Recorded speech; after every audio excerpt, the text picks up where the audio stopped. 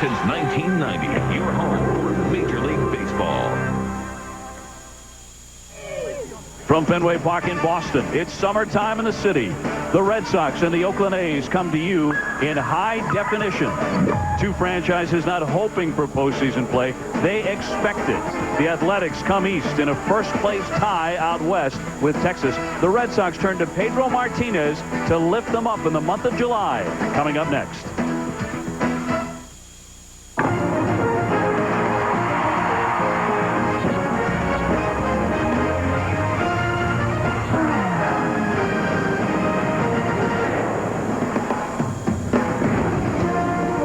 ESPN's Wednesday Night Baseball presented by Bank One. It's the Oakland A's and the Boston Red Sox tangling in Game 2 of the series. The A's trying to maintain their half of first place. The Red Sox looking to build on an 11-0 win over Oakland yesterday.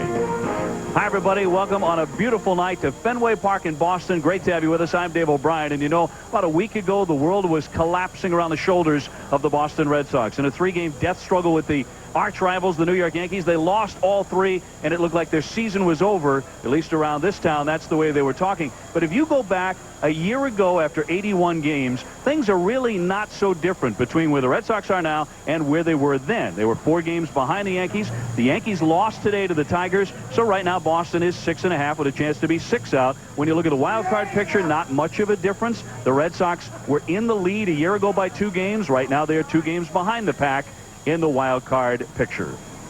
So that's the situation with the Boston Red Sox now, and Jeff Brantley, an 11-0 win last night. They were psychologically damaged after the Yankees series. How much does last night help them? Well, I think any time that you can win 11-0, especially when you win against Barry Zito of the Oakland A's, it's got to help your confidence. But I think the biggest thing that helps the Red Sox confidence right now is having their regular guys back in the lineup. And when you can have a guy like Bill Miller back in the lineup, Nomar Garcia-Parra, Trot Nixon, when you get your regular guys back into the lineup, I think it makes a whole lot of difference because it helps you. It makes everybody else relax in the lineup. And last night's ball game, Manny Ramirez didn't even get a hit, and they still won the ball game. So that, to me, that tells me that this club is playing a lot more comfortable, and that's good things for the Red Sox. Manny didn't get a hit. Johnny Damon got 5. He's back in the lineup tonight. Pedro Martinez is on the mound tonight. Usually that means very good things for the Red Sox. He's 8-3 in ERA near 4. That's not Pedro-like if you go back the last couple of years. What's changed in him?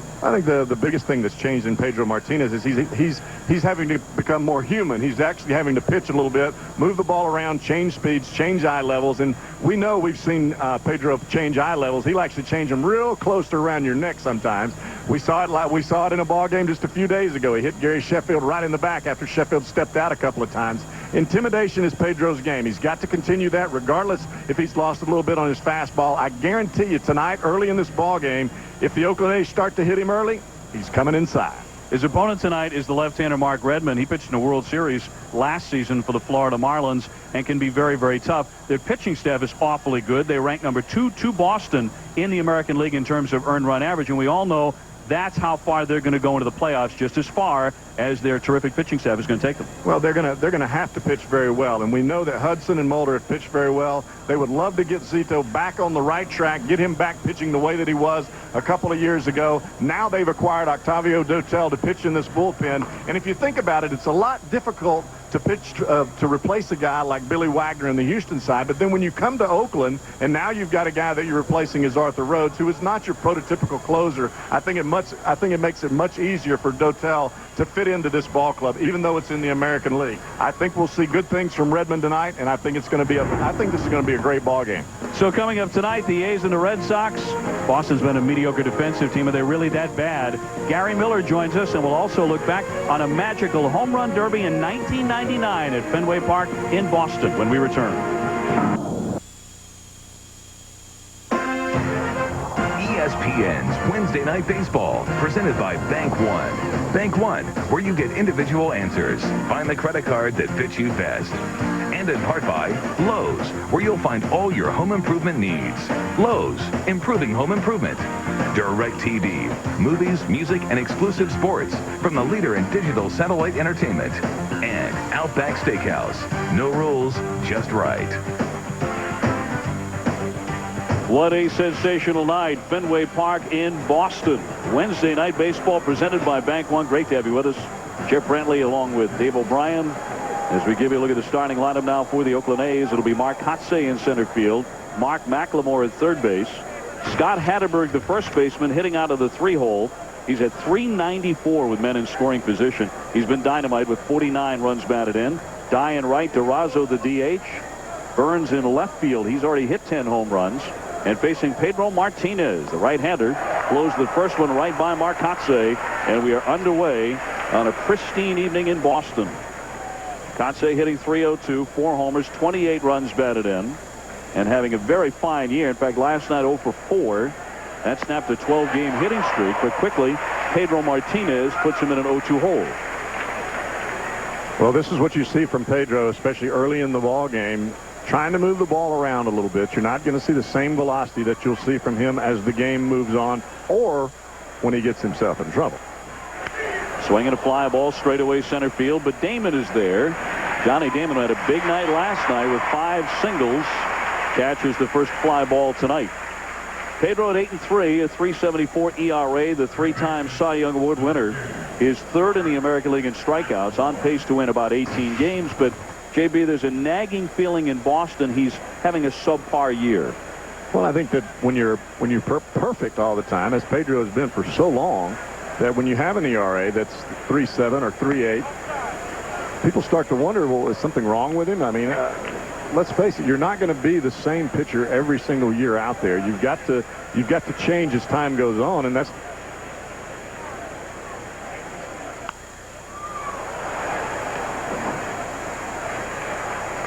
Mark McLemore, the hitter, the third baseman, at .265, no homers. He's driven in 5 runs. Hatterberg after him, and then Jermaine Dye. Just getting started here in Boston. The base is empty for Pedro as the slender right-hander delivers, and it's up and away for a ball. You're talking about earned run averages in Pedro Martinez that are out of a Nintendo game. I mean, they're PlayStation kind of games. When you look at his ERAs, 2.89, the highest ERA he's had in the last 7 years.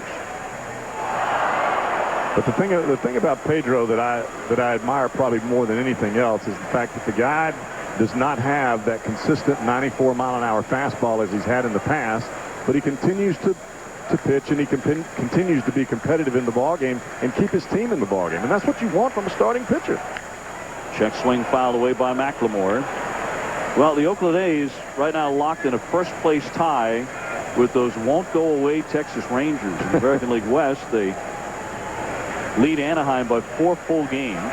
The Rangers are battling the Cleveland Indians tonight, so we'll keep an eye on that score for you. But the A's coming in with 2 more wins than the Red Sox have, and right where they are accustomed to being atop their division. That one just off the outside corner at 83 miles an hour. Well, the longer you keep the tortoise in the race, the bigger chance he's got to win. So if the Oakland A's are going to win this thing, they better come on with it. The 3-2 pitch hammered into the ground, backing up Millar. He'll feed Pedro at first base for the out. 2 up and 2 down here in the first inning for Oakland. Right in front of the former Boston Red Sox man, Scott Hatterberg. The skipper of the front-running team in the American League West, at least one of the 2, Ken Maka, in his second year as the Oakland A's skipper. And this is a guy who has been waiting a long time to get his opportunity, looking to go back to postseason play. Of course, last year they had a fiery series against this Boston Red Sox team. You and I fortunate enough to cover that series. And it was a real thriller, as every playoff series was in 2003. Well, these are ball games that you're getting a bird's eye view of what could be happening at the beginning of October. Waved down and missed by Hatterberg, a .302 hitter. He's hit 10 home runs with 49 runs batted in, and Martinez had him off stride on that cut. And you see the difference in the speeds of those pitches. It's not that Pedro's fastball has lost anything as much as he's separating the difference between fastball and changeup. There's still a 10-mile-an-hour spread between his 84-mile-an-hour fastball and his 74-mile-an-hour changeup. Now, as he moves along in the ball game and he begins to get loose, you'll see him reach up into the 90s. Well, that changeup is going to slide up with it. 0-2 pitch fouled away. Hedberg is not standing up there to take a walk because Pedro is in the strike zone with everything, just trying to spoil pitches and get something that he can drive. Down 2 strikes. Dye will hit if given the chance after him. And the 0-2 once again. Swung on and missed. He struck him out with the change of pace. Martinez gets them 1-2-3, and the Red Sox are coming to bat in the first inning at Fenway.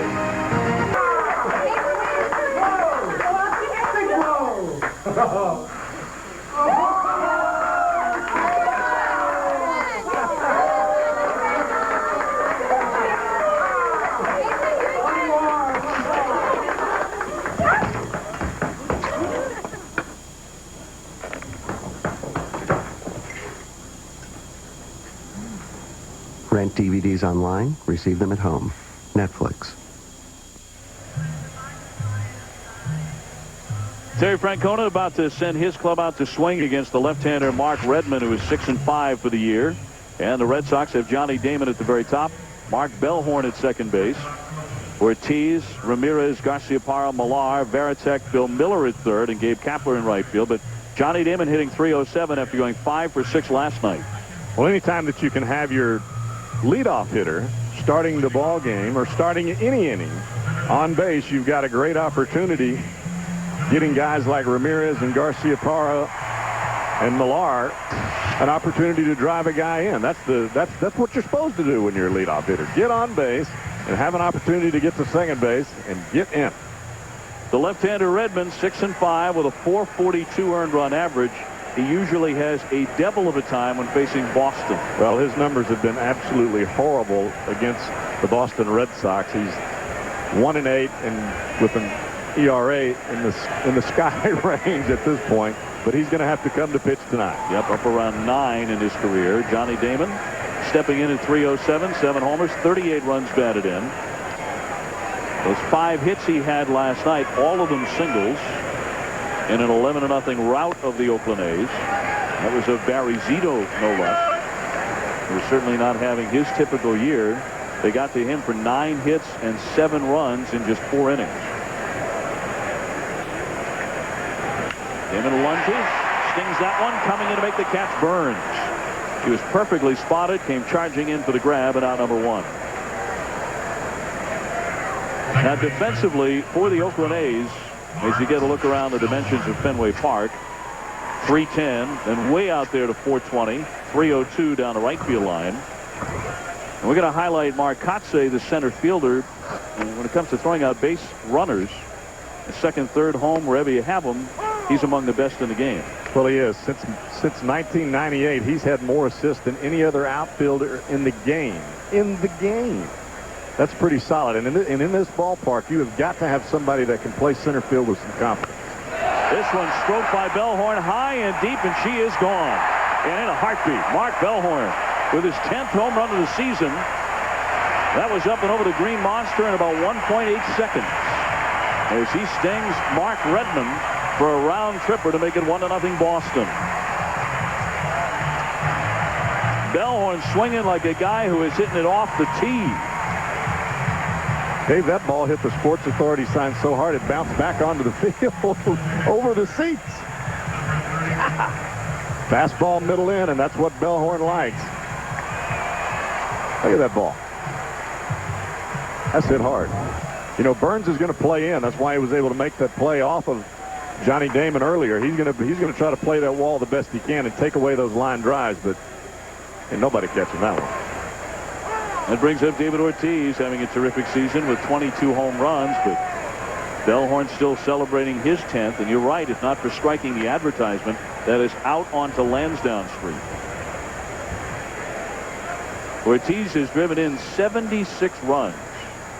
He's the man hitting in front of Manny Ramirez. Oh, what a sweet spot to be swinging. And he takes a strike on the outside edge. Well, you've got to believe that in some point that it's got to benefit David Ortiz getting some strikes and getting some pitches that he can hit. That's the sign that we saw Bellhorn hit, which is way above the Green Monster. But this is almost like hitting in front of Barry Bonds. Big swing and a miss there, and down he goes quickly. He strikes out, 2 away. You can see this ball off the bat of Bellhorn. Middle end, loves the fastball.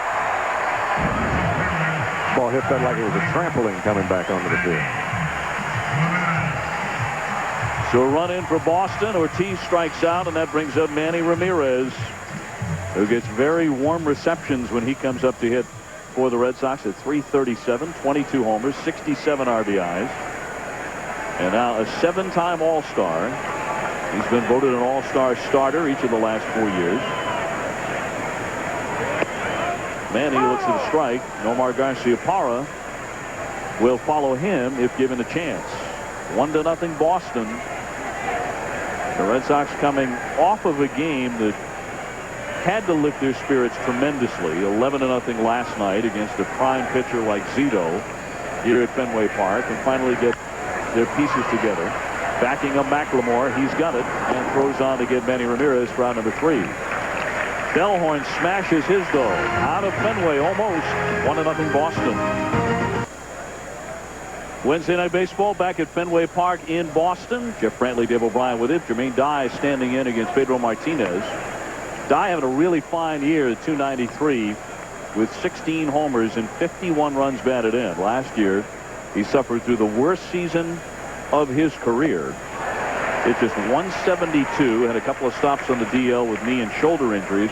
They needed a big comeback year if they were going to compete, and they're getting one from him. Well, they are getting one from him, and not only from him from the offensive side. Flies that one down the line, but that's going to sail on out of play past the pesky pole. But last year he had such a hard time moving around in the outfield and making plays. You know, when you go through the injury that he had with the shin problems and breaking a bone and having to come back with a rehab and all of that, he's finally being able to be mobile again.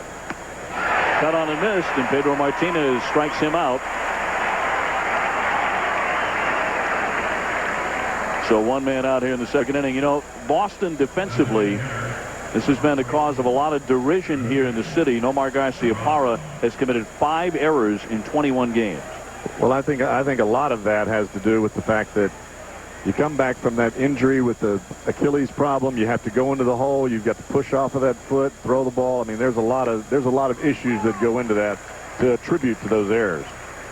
And you know what, Gary Miller? The other side of it is the Red Sox are beginning to play better defensively. The last 5 games, they have not made an error. Well, ever since that 13-inning epic in Yankee Stadium, they've played great defense. No team in baseball has allowed more unearned runs than the Red Sox. Last season, no team in the league allowed more hits to the right side. That's one of the reasons they signed Pokey Reese. Well, now they're back at full strength, and he and Bellhorn will have to split time. Bellhorn, you've already seen why he's in the lineup. They wanted him in there tonight because he'll make Redmond throw a lot of pitches. He already hit one over the Green Monster. But Reese will play, especially when the sinker baller like Derek Lowe plays. And Bill Miller still is not healthy enough with that left knee to play every day, at least in the near future. So Bellhorn will still play a little third base. Just outside on Arubio Durazo. He's a .311 hitter with 10 homers and 35 runs batted in. Big shift on as they pull over to the right. As you see, Miller, the third baseman, is way off the line. Fouled away by Durazo. Bobby Crosby, the youngster, is coming up next. A lot of times you'll see Pedro throwing that curveball. He had a backdoor curveball that Durazo took. That pitch there was in the middle of the plate, but it was down and got him off speed. Now you'll see Pedro normally come back with that high, hard one. 2-2. Got him to offer at it, fouled it back. He's trying for his 3rd consecutive strikeout. Although Pedro's still not throwing that fastball in Pedro-esque fashion. Well, that's the difference. And I know I've watched Pedro pitch enough to know what types of pitches he's going to throw. But the difference in a strikeout there and a foul ball is 88 or 94. Swing and a miss. In any event, at 76 miles an hour, going the other way with the changeup, he strikes out Durazo. 3 consecutive Ks. Up in the strike zone, changes the eye level, then comes back with a changeup that starts in the middle of the plate and runs off. That's the one thing, even with Pedro's lack of velocity, or not his normal velocity, he's still got great movement and tremendous command. And when you can command the strike zone, you're going to get a lot of outs. Getting a lot of first pitch strikes, too, early in this game. He gets in front of Bobby Crosby, the rookie. At 271 with 11 home runs. Young man who plays awfully hard, as so many of the A's do. That one just outside. The big reason this ball club is so competitive year after year, over and above the pitching. You get guys who give everything they have to win ball games, and Crosby fits in very well in that regard. Garciaparra charges, slings it over, and it's 1-2-3 again. Martinez very sharp here in the first couple of innings. He struck out Hatterberg in the first. He gets Dye and Durazo in the second. The Red Sox. Garciaparra is swinging away. First pitch, and he lines a foul hard off to the left. Nomar at 291. 2 homers and 12 runs batted in since returning to this team after a long stay on the disabled list, missing 57 games with right Achilles tendonitis. And now he's starting to find a groove again. He's gone 9 for his last 18. The pitch down and in for ball. Now, I wonder if Nomar Garciaparra played shortstop for the Oakland A's, if they would ask him to take the first couple of pitches and try to work the pitcher a little bit, because this guy's swinging at the first pitch. I don't care where it is. Well, Nomar last night successful at the bat, 2 for 5. He drove in 2 runs. And of course, there was controversy following him after that series against the New York Yankees, when the ball game that he sat out, his teammates were up on the top step, and Garciaparra looked like the lonely soldier. He was back there on the bench all by himself, the only one not joining in. Swinging a deep drive center field. Kotze racing back, turning, looking up. It's gone. Nomar Garciaparra is starting to catch fire. His 3rd home run of the season to one of the deepest parts of Fenway Park. The 2nd home run for Boston off Mark Redmond. And the Sox lead it here 2-0. That was a shot, as was Mark Bellhorn's in the first inning. You know, Dave, you mentioned that Garciaparra was sitting out as Derek Jeter was diving into the stands. Well, I tell you what, ever since that game, Garciaparra has been absolutely smoking. And I don't know if it's the media challenging his integrity, or if it's the fact that maybe somebody said something to him in the locker room. Whatever it is, all I know is this is the Garciaparra that we're used to seeing out on the field. He's killing the ball these days. Here's Kevin Millar, the first baseman. 275 with 5 home runs. In the end, maybe it was Terry Francona who turned out to be the genius by giving him time off and allowing Nomar to sit that day and collect his thoughts and pull his swing back together. That's in for strike, and Millar not thrilled with Ron Culpa, the home plate umpire. Well, at this point, it could be Terry, it could be Nomar, it could be any amount of circumstances, but whatever it is, it's working. Yeah, working to the tune of hitting about 600 since then. Foul tip by Millar. Garciaparra, wherever he winds up and whenever he winds up there, is still a fan favorite here in Boston. The fans still adore him. They missed him for the first 57 games of the season. And the Red Sox, with a win tonight, pulled within 6 games of the Yankees. They lost today in a slugfest to the Detroit Tigers. The Yankees did 10-8. Leo Epstein, the general manager, the young GM of this Red Sox team, trying to win them a World Series and finding it very tough sledding behind the New York Yankees in that gigantic payroll. The Red Sox with a huge payroll of their own. Chopper foul off to the left by Millar. GMs always smile when they're winning. You know that, don't you? Well, you know, I think he'd do a lot more smiling if it were back in April when they were taking 6 out of 7 from the Yankees. Those seem to be halcyon days now for the Red Sox. We're 6.5 games off the pace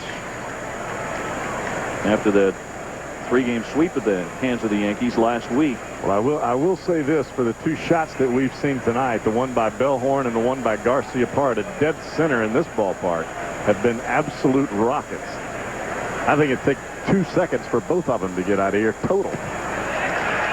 Inside for ball 4 on Kevin Millar. Let's go to the studio.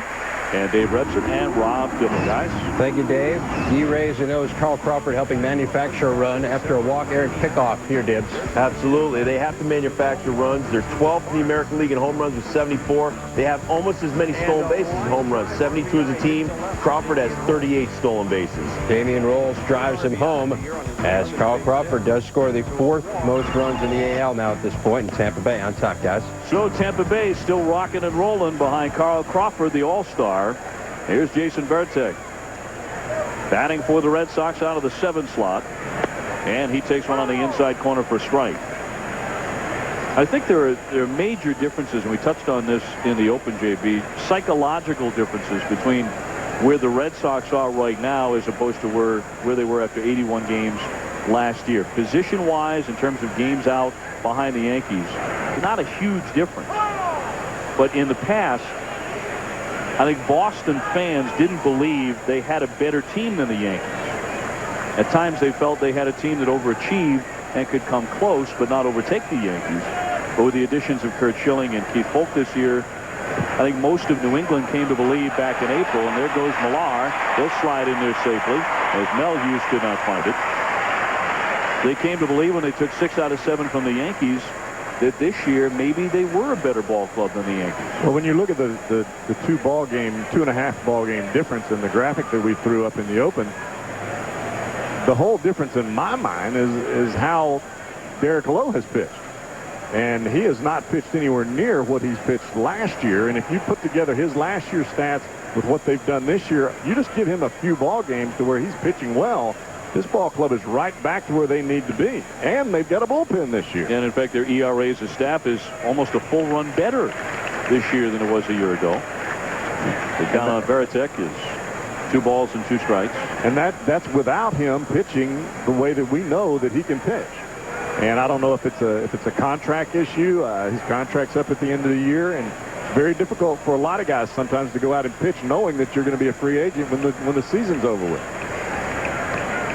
Millar at second, another run in for Boston on a couple of home runs, and that one misses down low. I think there's a feeling here in town that the Red Sox have really underperformed this edition of the Red Sox, because you really have unprecedented interest in this franchise. Tonight the ballpark is sold out again. Record attendance, sellout after sellout, huge television ratings. I mean, heck, they even have movie theaters throughout New England showing Red Sox games on television. They're packing those theaters night after night for fans who can't get to Fenway, can't get a ticket here. I think Theo Epstein will tell you the exact same thing, the general manager of this Boston Red Sox club. And I think he told their club that they were not playing up to expectation and haven't played as well as everyone thought that they would play at this point. And that's the graphic I was talking about earlier, 2.5 game difference between last year at this point and this year. Swinging a one-hopper. That one gets through Hatterberg down the line.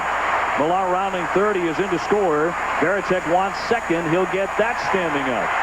Another run in, and Boston leads it 3-0. Varitek with a double. He drives in his 31st run.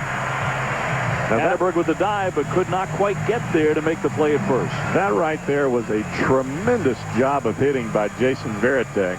He had to know that Redmond was going to go away from him. He slaps the ball down the first baseline. It gets away from Hatterberg, and as soon as he's coming out of the box, watch him. He is running. He's thinking double all the way out of the box.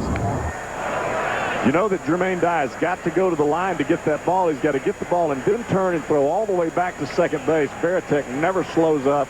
He's got a double, and he's already in scoring position. So that'll bring up Bill Miller with a chance to drive in Varitek here. Redmond has still not recorded an out here in the second inning. He's allowed 2 home runs in the game. That one is sliced foul. The Red Sox are taking some swings. Miller took a lot of swings last year that wound up money for him. The 2003 American League batting champ, won the Silver Slugger as well. And this is second year in Boston. He's not had quite that kind of success in 2004. Well, part of it is being out there on the baseball field and having an opportunity to play. But I guarantee you, when it's all said and done, he's going to be at 300. He takes inside for ball. Well, he just came off the 15-day DL on Friday. Made the start at third base, went 2 for 3 after missing 37 games because of arthroscopic surgery on his right knee. swinging a better bat since the 2nd of July. Hits that one softly, but it's going to drop down for a base hit. Varitek into third, pulls up there.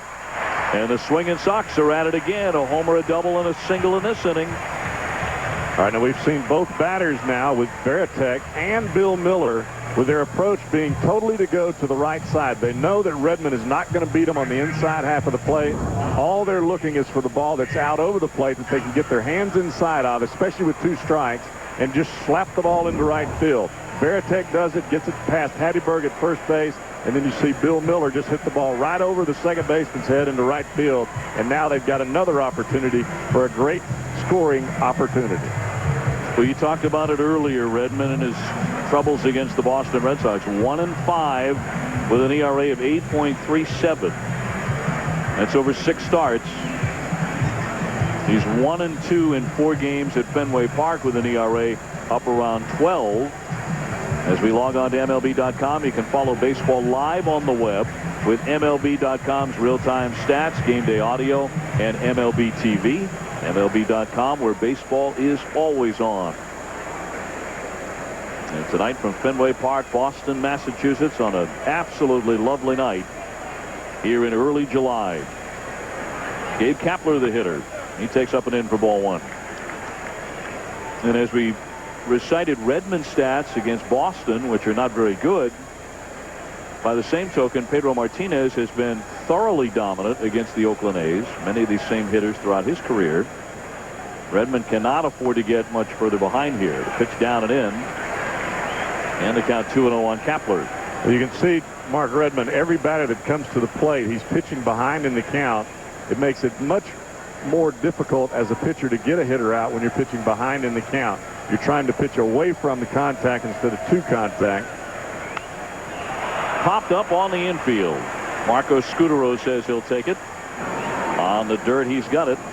And that is the first out in the 2nd inning. Let's go to the studio for an update. Here's Dave Revsky. Okay, Dave, you guys were talking about the Yankees losing. Here's how it happened. Top of the 5th, 4-3 down to the Tigers, and Carlos Guillen goes deep. His 12th of the year, Dips. First time All-Star Carlos Guillen's got to be pumped up going to the All-Star game.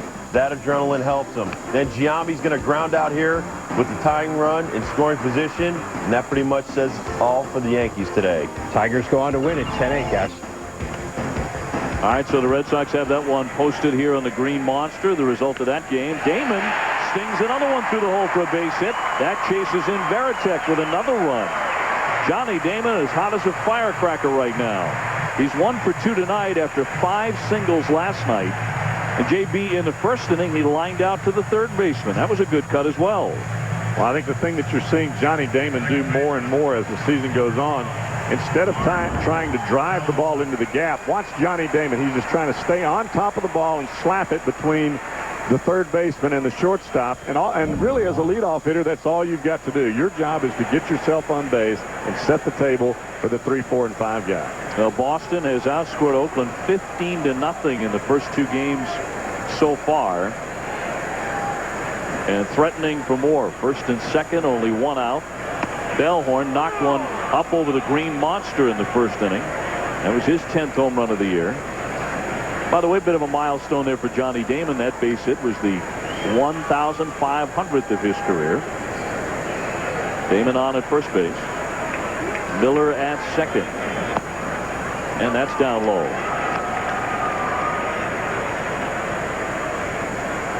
Bellhorn back in June had a 13-game hitting streak. He is a guy who strikes out frequently, but Redmond's just thinking about a ground ball right at a middle infielder right here. And a double play to get out of the inning. That's inside.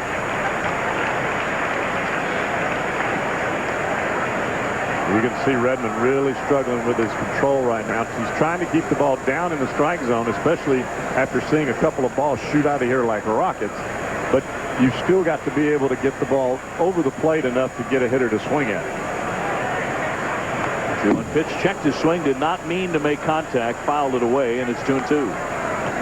And I know as a pitcher, you're never apologetic. You don't walk up to a guy and say, hey, boy, I'm really sorry your bat made contact with that pitch. Sorry that I accidentally hit your bat while it was right by your neck.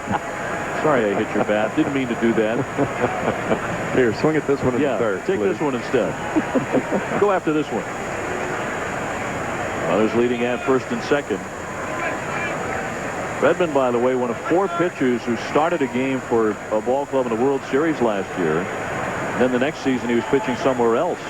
The others were Roger Clemens, David Wells, and Andy Pettit, all from the Yankee staff. High chop in the infield. McLemore on the charge. Throws. Good away. That'll bring in a run. Miller comes in to score. Here comes Damon to bring him around. Guy can't get to it, and that run scores. 2-run score on the throwing mistake by Mark McLemore. And the Red Sox are threatening to blow it open early. They're up 6-0 here in the second. Johnny Damon scoring all the way from first base on that throwing error. Well, the problem with this ball with McLemore is the ball is thrown up the line into the runner, Mark Bellhorn. You can see Hatteberg, he's got his eyes closed as he's moving towards the baseball. The last thing that he wants to do is have a head-on-head collision with a speeding runner coming down the line. There's no way he can catch the ball. He's just trying to protect himself. And the runners just keep flying around the bases. When Dye tries to pick it up, he just missed it. There's no way he can make a play. Well, they haven't ruled on it yet, but that's got to be a base hit. And the error occurring after the hit, because I don't think McLemore had a chance to get him on the throw, which turned out to be a horrible throw. They have yet to rule on it, but in any event, 6-0 Boston. And indeed, it will be a hit and an error to score 2 runs charged to Mark McLemore. So David Ortiz, the batter, still only 1 man out, and the Red Sox have piled up 6, and activity in the Oakland A's bullpen immediately. So 6 hits, 6 runs, and 2 of them over the fence by the Red Sox offense. And a very costly error by McLemore. Bellhorn getting his lead, and it's up high, and now you're getting right into the heart of the Red Sox order. Ortiz, Ramirez, and Garciaparra. So if you're struggling before you get to those guys, good luck to you, sir. Well, this is what's so great about the game of baseball. The Oakland A's looked like they were just about to start to make their run, putting things all together. Boston looked like they were about to fall off of the map, and now we've had a total shift in what's going on.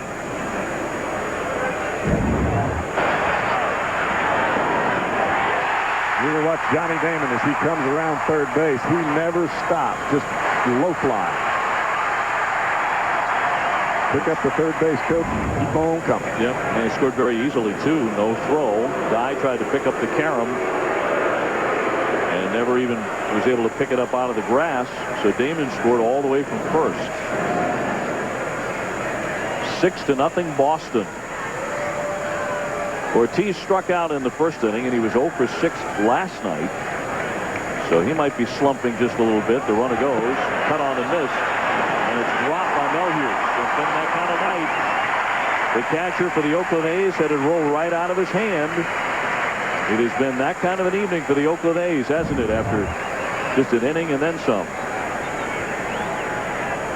Let's face it, in this ballpark, even in the second inning, if you're up by 6 runs, you're still trying to pile them on, because that left field wall out there could produce a lot of runs in a short amount of time. Well, the Red Sox are trying to pile them up and do a lot of that in a hurry. Ortiz looking for what would be his 77th RBI. He's out in front on that swing. He drove in 31 in the month of June. More than an RBI a day. Very good. Very good. How do you like me now? Redmond, incidentally, how do you like this? 35 pitches in this inning. Ouch. Just a 1 man out, 2 balls, 2 strikes on Ortiz. Manny Ramirez lurking in the on-deck area. You like when I threw that out there, didn't you? Do it very quick. No calculator, no computer. Right off the top of your head. You just thought I was a jock. You're way, way more than that, Jeff Bradley. On the infield, Scudero in for it. Over to first base for the second out. And that'll bring up Manny Ramirez. Let's go downstairs to Gary Miller. Gary? Dave and Jeff, this is how desperate the Red Sox have gotten. You talk about that slump. They got swept by the Yanks. They lost their first game in Atlanta Friday. So the next morning, there you see Kevin Millar getting up. He and Trot Nixon, Kapler, Falk, they all shaved their heads. Remember, there was a big team concept last year for the playoffs and carried them to the last game of the ALCS. That's how desperate they're feeling at the halfway mark. It seems to be working so far. Yeah, they go from cowboy up to shave everything down. Millar going with the bald-headed look. Johnny Damon not exactly ready to join in yet. No. Here's Manny Ramirez. I don't think Manny is either. That is inside for ball one. He is 0 for 1 tonight. And I asked Millar when I was here just a couple of weeks ago. He had his hair dyed blonde, and I said, that ain't working. I said, you need to grow it back out. I said, grow it back out like Johnny. He goes, I think I'm just going to shave it all off. And he did. Yeah, he sure did.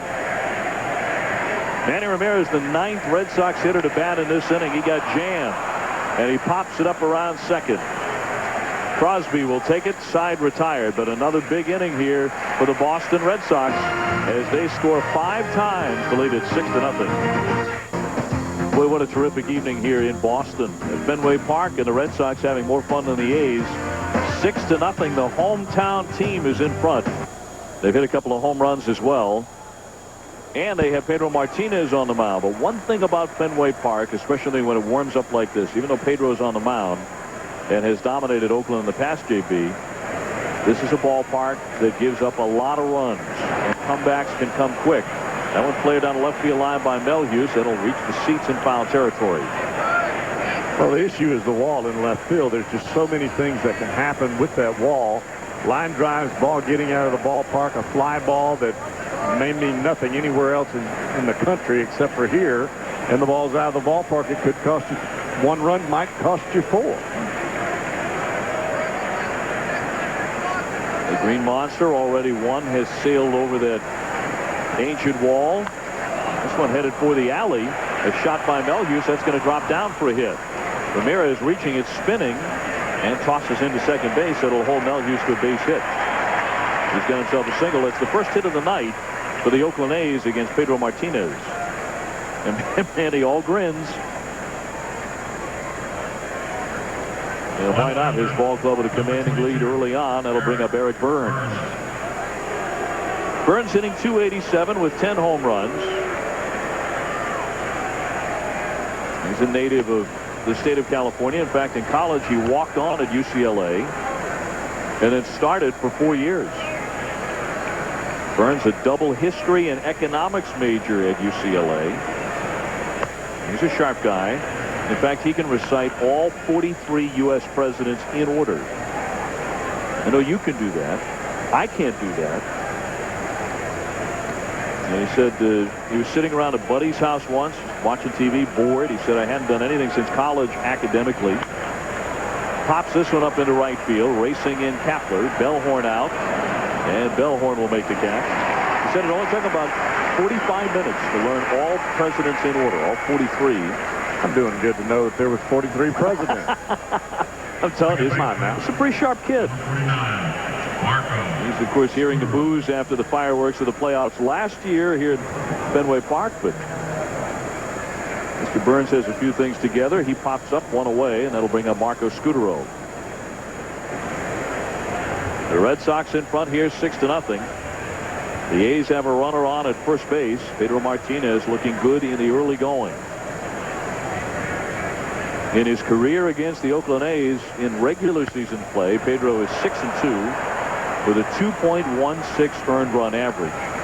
And I'm wondering because, I mean, as a relief pitcher, you probably in your career didn't concentrate too much on your statistics against ball clubs. You knew which guys hit you well, which guys you dominated as a pitcher. But as a starter, when you get many, many turns against one opponent, that one raked down the line, and a fair ball. That's going to roll all the way to the fence. Melhuse heading into third. Ramirez over to dig it out. He does. Into second with a walk-in double at Scutaro. Runners at second and third. And the A's looking like they want to get a couple of runs back right away against Pedro. It's like a fastball. He's trying to run in on the hands of Scutaro, and he just gets his hands inside the baseball. Just fair down that left field line. Not a whole lot of foul ground territory down that way. Only one out. Top of the order now for the A's, and Mark Kotsay. He's 0 for 1 with a fly to center. Kotsay started the night hitting at .302 and swinging a very good bat as of late as he takes a pitch outside. But back to the point on Pedro and how well he's pitched against Oakland. You hang around a lot of starting pitchers. Did they know those kind of numbers, 6 and 2 and the ERA of .216? Do they have them somewhere in their notebook? Or does someone keep them abreast of those numbers? Do they want to know? I think that most starting pitchers know, just like relievers know, which teams and which batters that you do well against. And there may be one guy on this Oakland A team that Pedro does not pitch well against. But I can guarantee you that won't be the guy that hurts him. One thing is for sure, when Pedro pitches against the A's, at least in the past, he piles up a bunch of strikeouts. 85 strikeouts in 58 career innings against Oakland. That's because they take the first pitch every single time they come up there. Well, he has 3 strikeouts tonight. And now it's 2-2 on Kotsay on the foul back.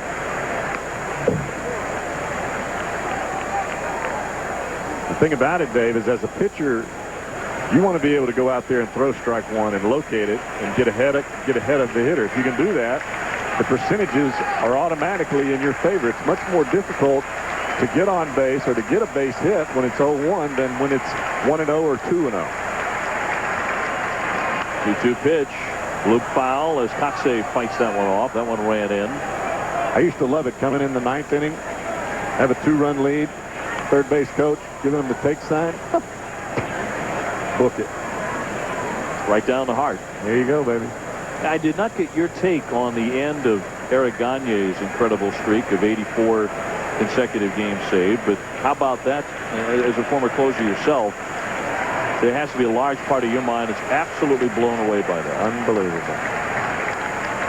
The 2-2 foul away again by Kotsay. When you talk about the streaks that we've seen some of the Dodgers go through, old Hershiser's streak comes to mind, and then you talk about the hitting streaks and a lot of other things that have happened throughout baseball. Even the home runs that Barry Bonds had even a year after Mark McGwire. I think it's much more difficult to put together a hitting streak than a pitching streak, but that should not take away from the significance of the streak that Gagne put together.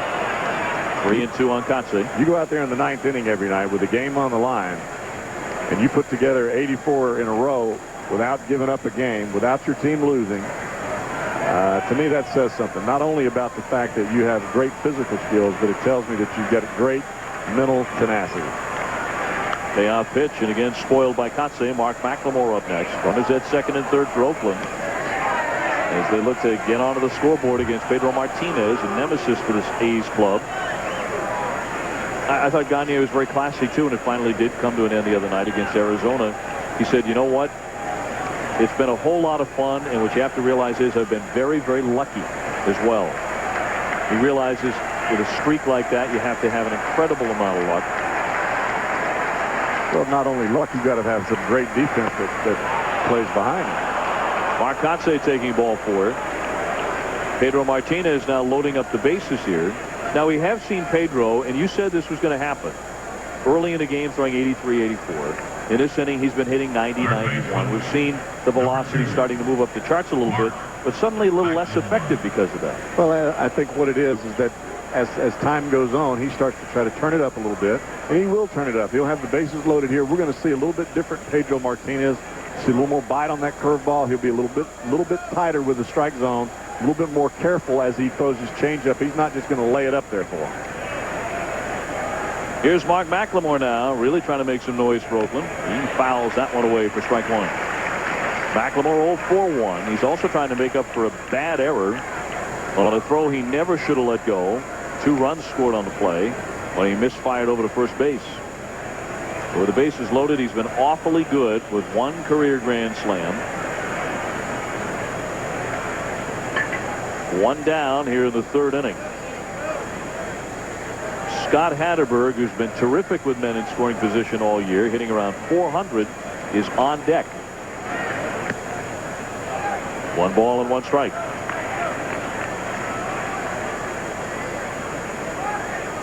You can see the changeup there that Pedro threw. That's not the same changeup that he was throwing earlier in the ball game.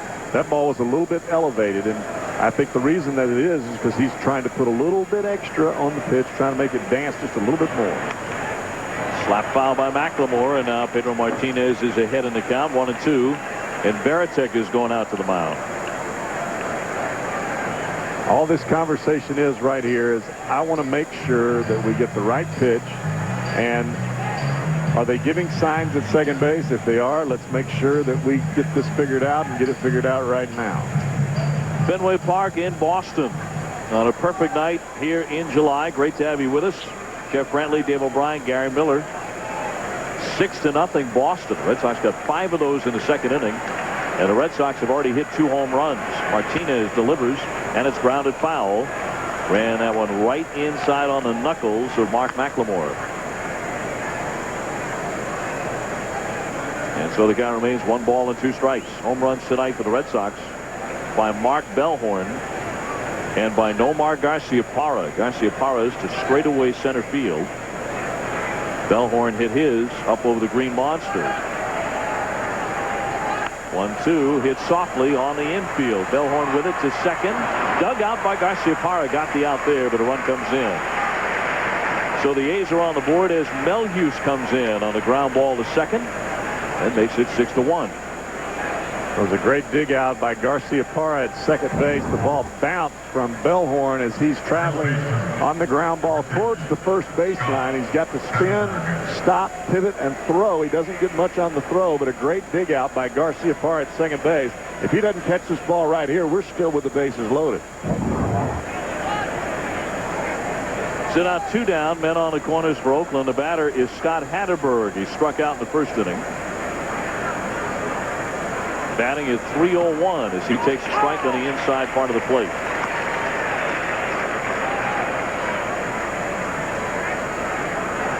I wonder if Hatterberg ever swings at the first pitch.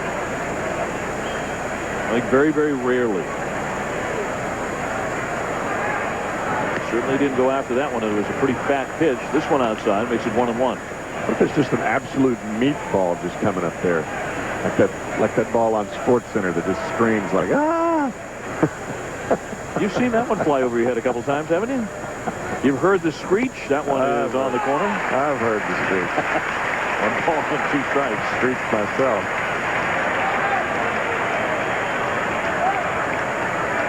Pedro Martinez 1 strike away from getting out of this inning. With only 1 run being scored, he'll feel pretty darn good about himself if that comes to pass. Popped up. A push foul back out of play. The A's are going it without, as they have since early June, Eric Chavez, the Gold Glove third baseman, big RBI man and home run hitter, but he is getting close to returning. He's on rehab now, and I think he will have an opportunity to come back probably right before the All-Star break. Or right after the All-Star break. Shot out to left center field. That's deep on the run. Damon still running hard. He can't get it. And it caroms off the very bottom part of the fence.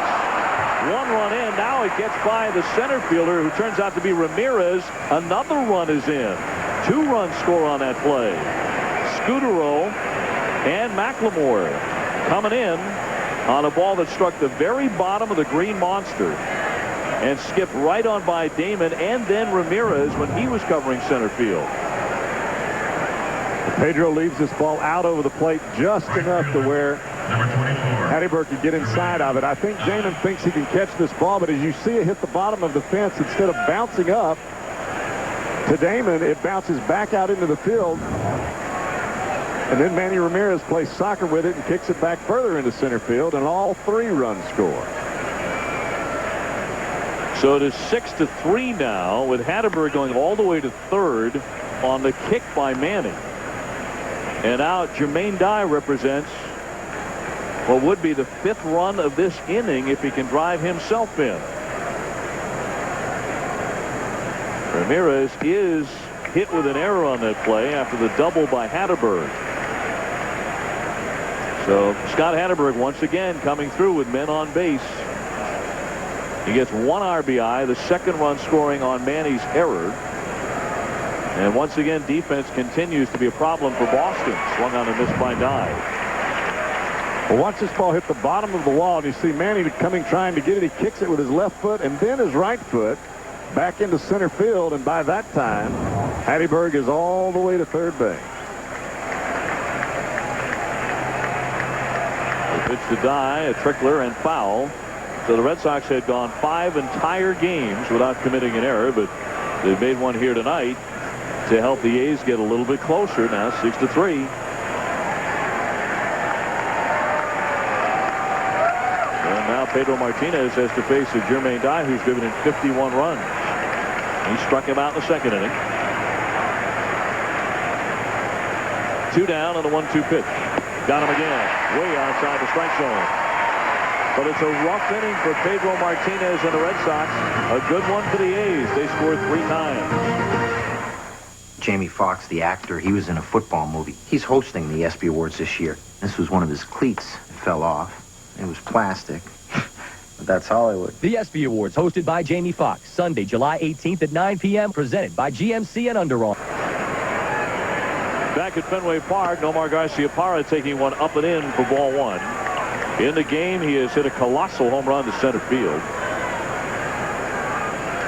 So he is 1 for 1, his 3rd home run since coming off of the disabled list with his Achilles problem, which kept him out for 57 games. And so now over his last 19 at-bats, Garciaparra has 10 hits. Drove in 2 last night with a couple of hits. He'll be followed by Millar and then Jason Varitek. It is 6-3 Boston.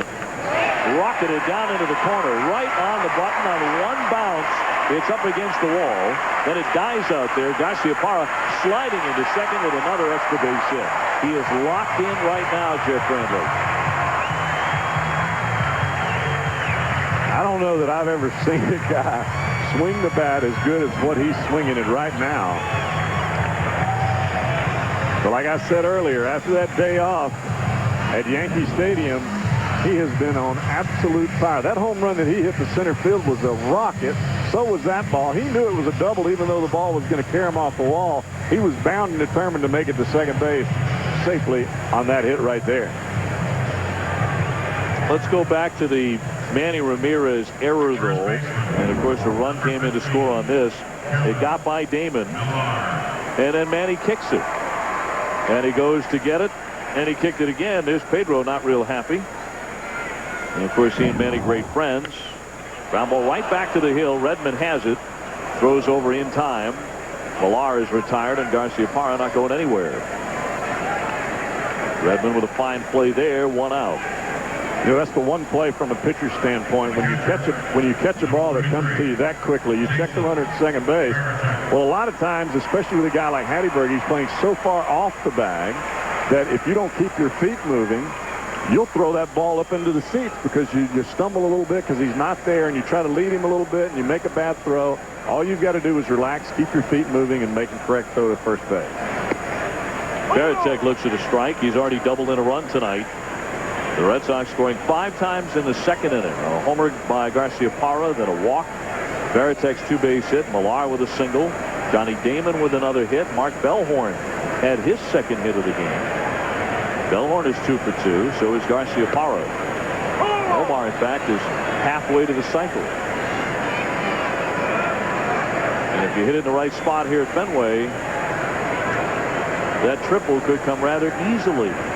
We were talking about it before the game, watching center fielders here at Fenway Park, and how there's no way there could be a more difficult center field. This one hit in the direction of center. High up there. Coxey back all the way to the wall. He's there to make the catch. Garciaparra tagging up. He races into third. That one tagged, but just not even up by Varitek. 2 down. Let's go to the studio. Here's Dave Revson. Dave. Okay, thanks a lot, Dave. Here with Rob Dibble as we check in on the Rangers and the Indians. Brad Fulmer going deep for the 10th time this season, Dibs. Getting in on the power that the Texas Rangers possess. 123rd home run of the season.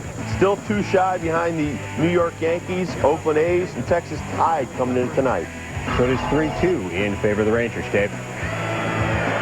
Thank you, guys. Blaylock having a great year for Texas. This one stung, and it eats up Crosby.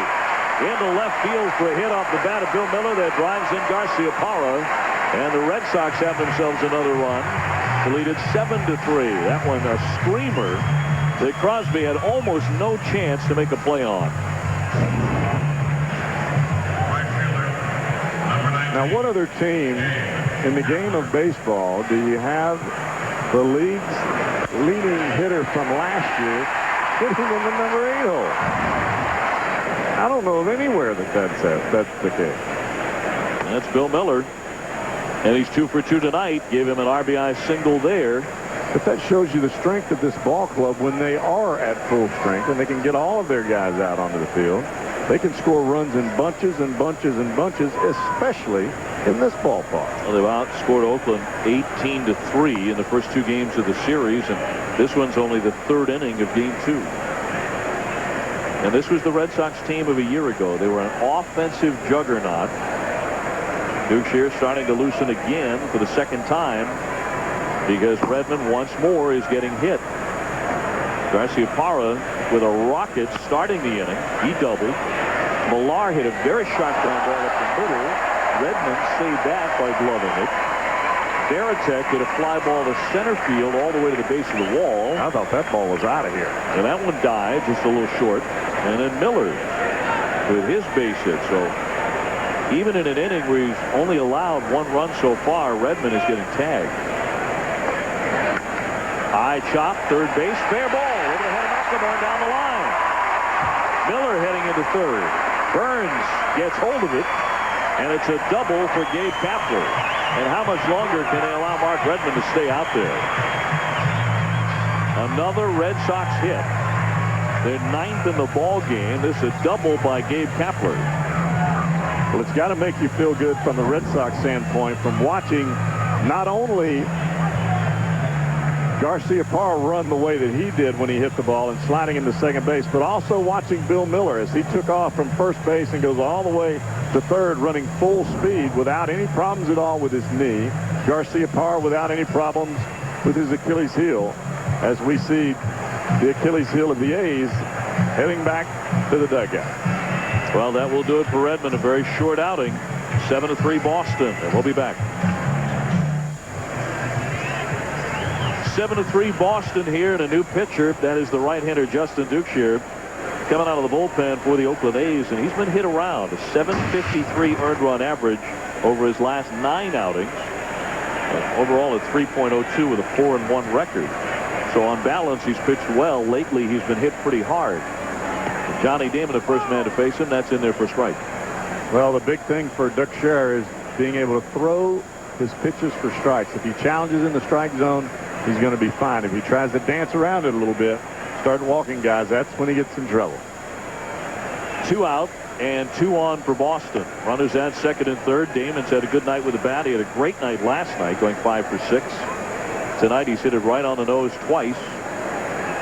He has an RBI single. He's also lined out sharply to McLemore at third.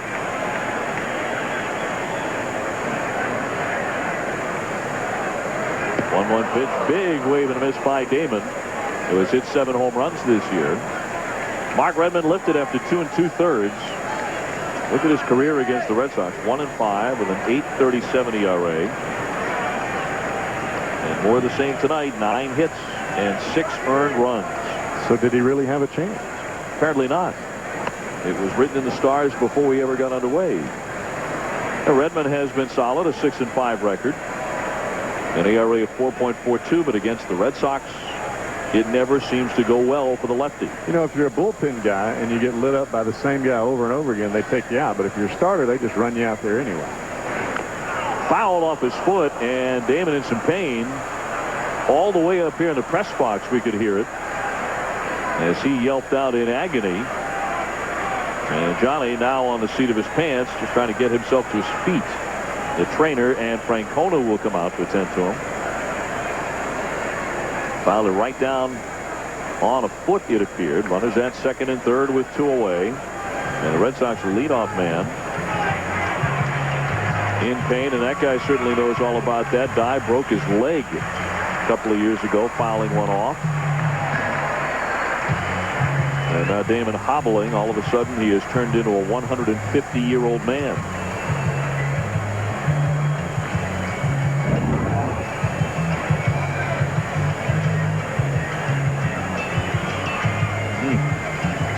Any sympathy at all, Jeff Brandley? Well, the only sympathy I'm going to give him is the fact that he's a nice guy. Other than that, yeah. Hang with him. He ain't going to run out there and help me if he hits me in the skull. I understand it. But, you know, it was interesting about that swing. He fouled it off his back leg, which you don't see very often. Let's listen to this. He'll be all right. Well, we'll ask him later. But listen to this.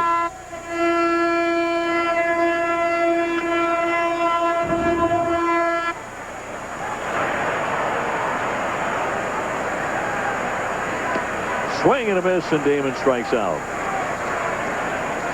He'll walk off under his own power after the strikeout, but still grimacing. 7-3 Boston. Johnny Damon going to tough it out. Back to his position in center here at Fenway Park, Boston, with the Red Sox lead Oakland 7-3. 9 hits up there for the Red Sox. One of those belongs to Damon. Nothing yet for this man, Rubio Durazo, as he taps it on the infield. Bellhorn with it. Flips on over for out number 1. 1 down in the 4th inning. Gary Miller wandering around Fenway Park. Gary, where are you right now as we speak?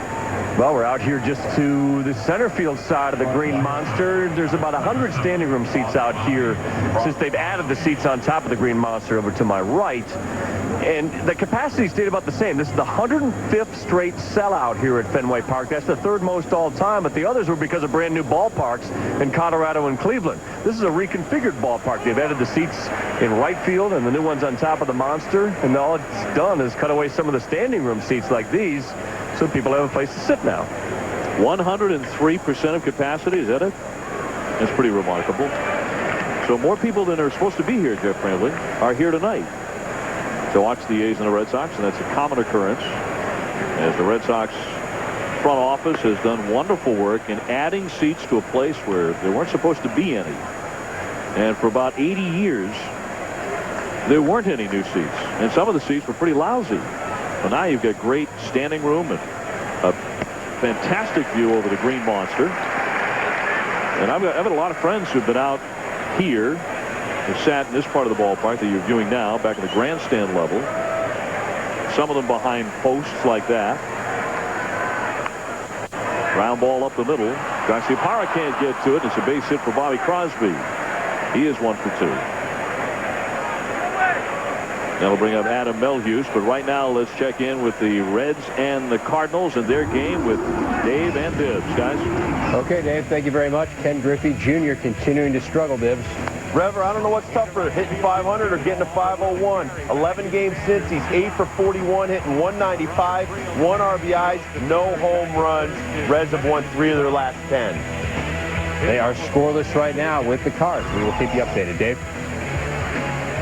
Dave Bibbs, thank you very much. Melhuse, the hitter, he singled and scored in the 3rd inning when the A's brought 3 runs across against Pedro Martinez. Of course, Ken Griffey Jr. will be a member of one of the participants in the Century 21 Home Run Derby coming up from Houston on July 12th, 8 o'clock at ESPN and ESPN High Definition. And all the living members of the 500 Club, and of course Jr. is now a member of it, will be there in Houston. And we're still looking for one more National League hitter. And I think you know exactly who we're talking about. Love to see in Home Run Derby. That's going to be a spectacular event in a ballpark that has some similarities. Talking about Minute Maid in Houston to Fenway Park. First of all, very, very cozy, but also a high wall in left field. I'm Sammy, I would like it. Slap the other way. Miller guns to second one. Nice turn by Bellhorn on the Millar for the double play. Side is retired as Martinez gets the A's to hit into a twin killing. A view of Fenway Park from the press box there, brought to you in high definition here on ESPN. Now, we're going to show you the red box here, the famous red box, and that's what a normal television would show you, but HD shows you everything outside of that red box. So think of all the things you're missing by not having high definition. Aside from the things, we just showed you that, and all the other stuff you already know you're missing by not having high def, as we say in the business. When we're kicking it around in the cab over the ballpark, JB throws out high def. And I know exactly what he's talking about because I'm in the business. Mark Bellhorn in the business of hitting home runs, which he did very well in the first inning, his 10th of the year. He knocked that one up over the Green Monster. Speaking about giving somebody to the business, what were you talking about earlier about buying your friends tickets behind the post? Well, hold on just a second here. Now, I think they may have just called Bellhorn out at the plate. And let's see what this is all about. Francona out to argue it. Ron Copa, the home plate umpire. And we'll go back and take a look at a replay, see if we can detect exactly what is going on here. Francona came out after Copa had taken the mask off to talk to Bellhorn. Just fouled one off.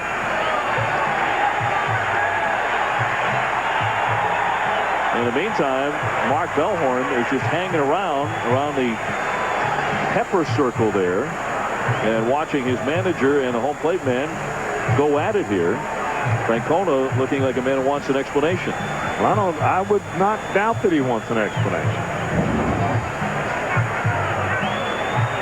See Bellhorn take this swing, starts to run.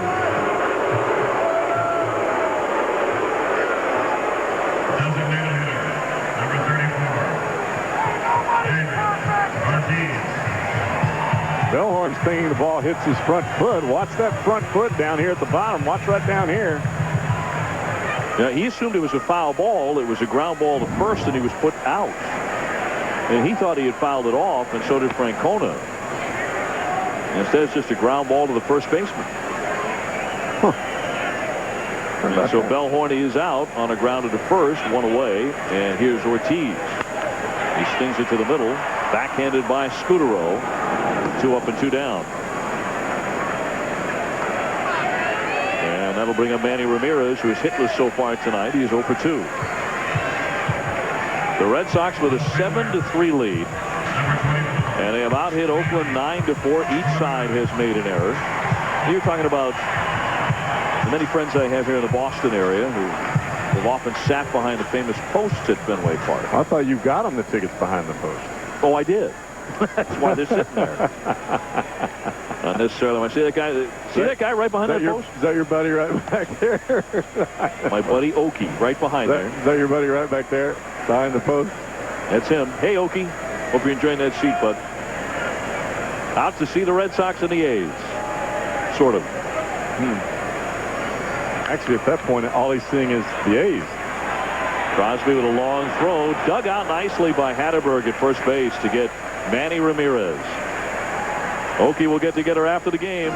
Hope you enjoyed, my man. I can get you those seats anytime you like.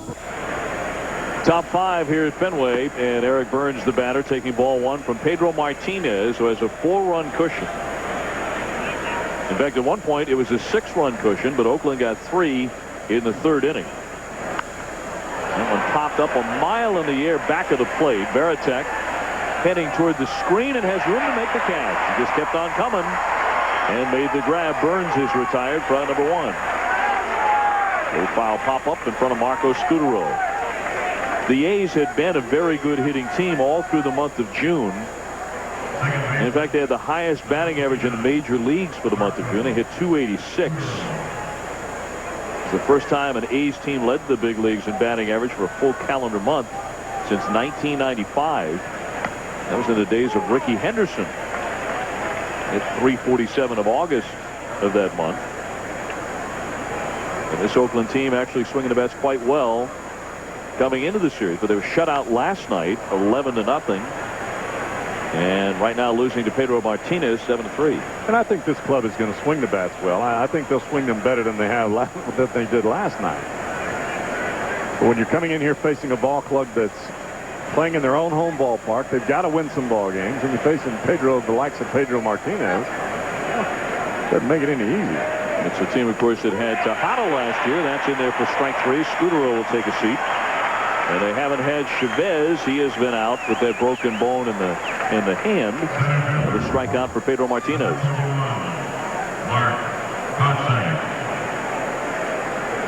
Hey, what, if I'm Scudero right there, that might be the best pitch you're going to get from Pedro. A hanging slider on the outside part of the plate with 2 strikes. It's going to be hacking.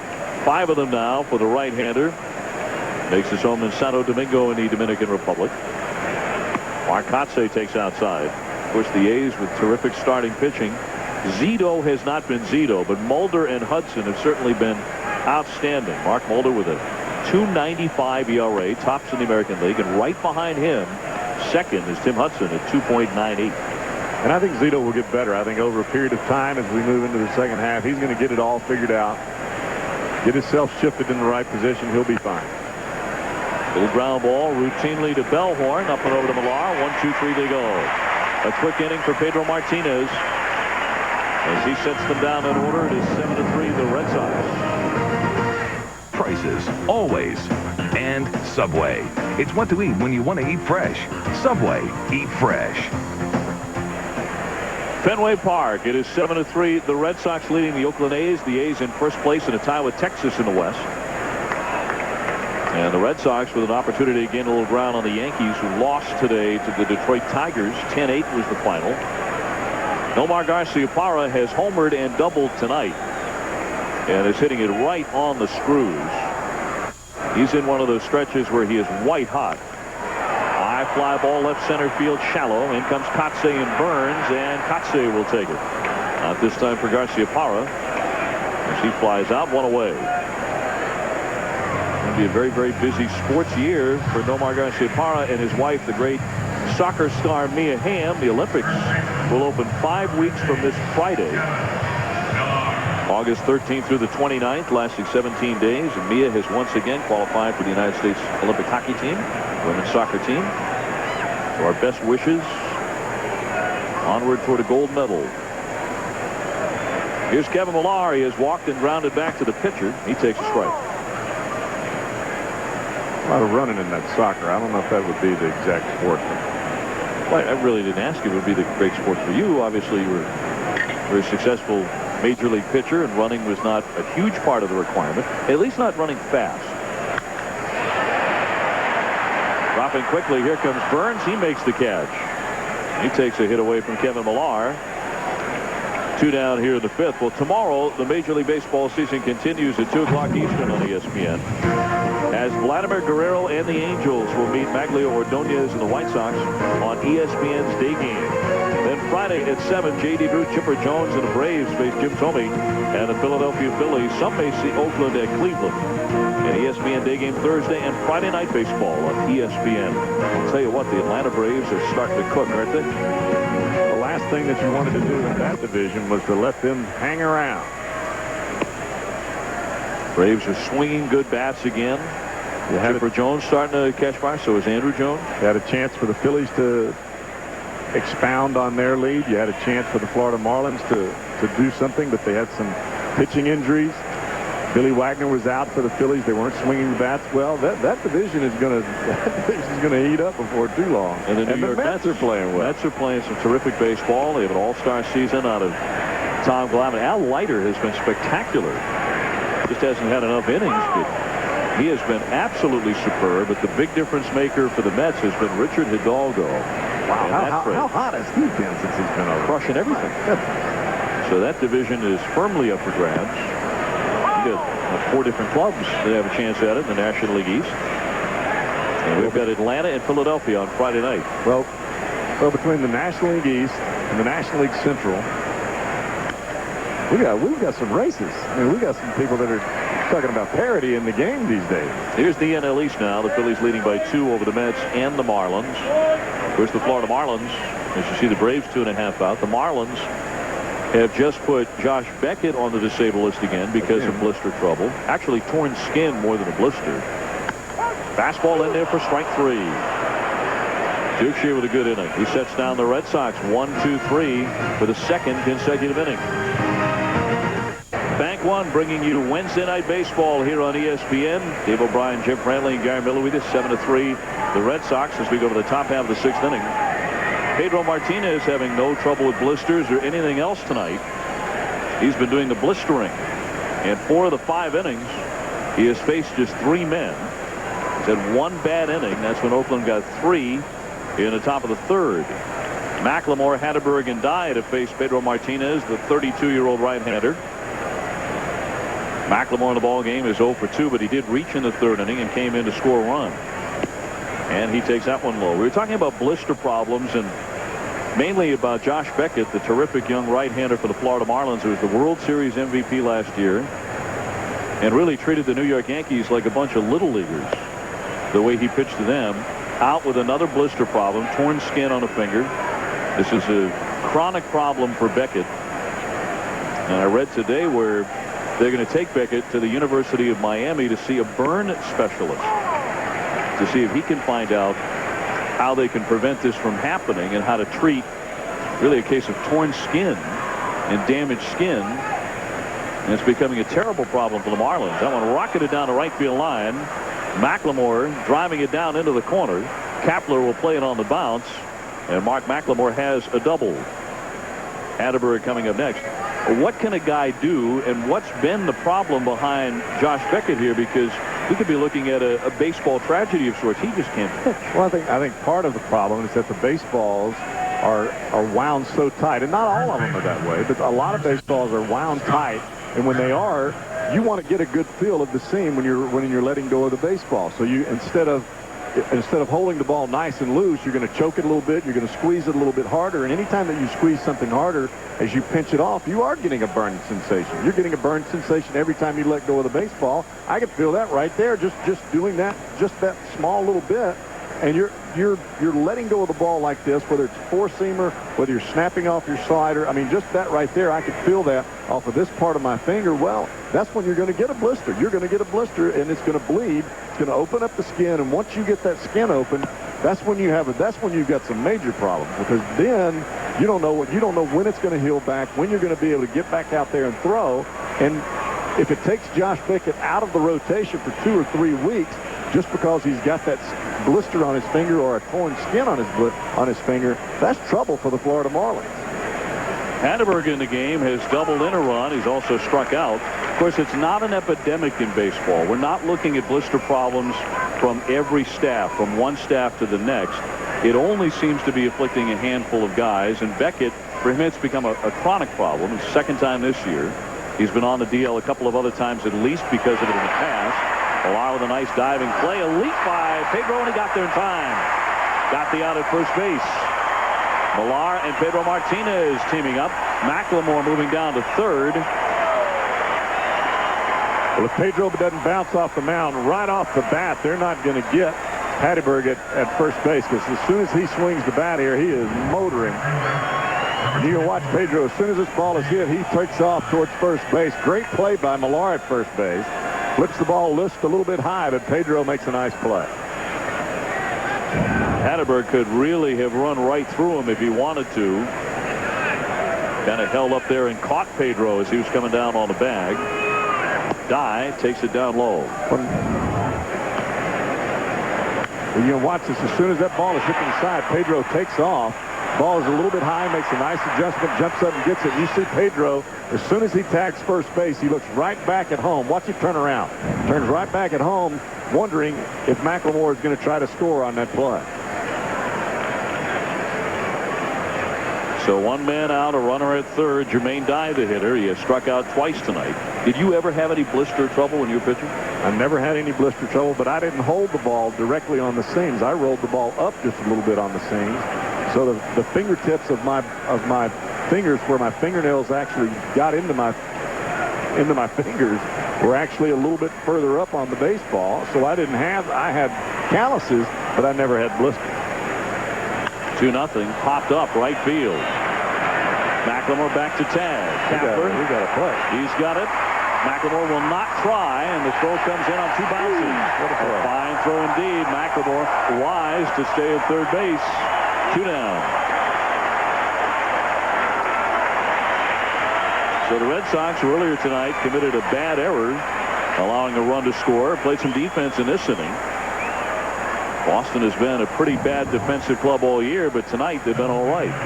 You watch Gabe Kapler in right field. This is textbook outfield. He gets behind the baseball and charges it just as the ball's coming down.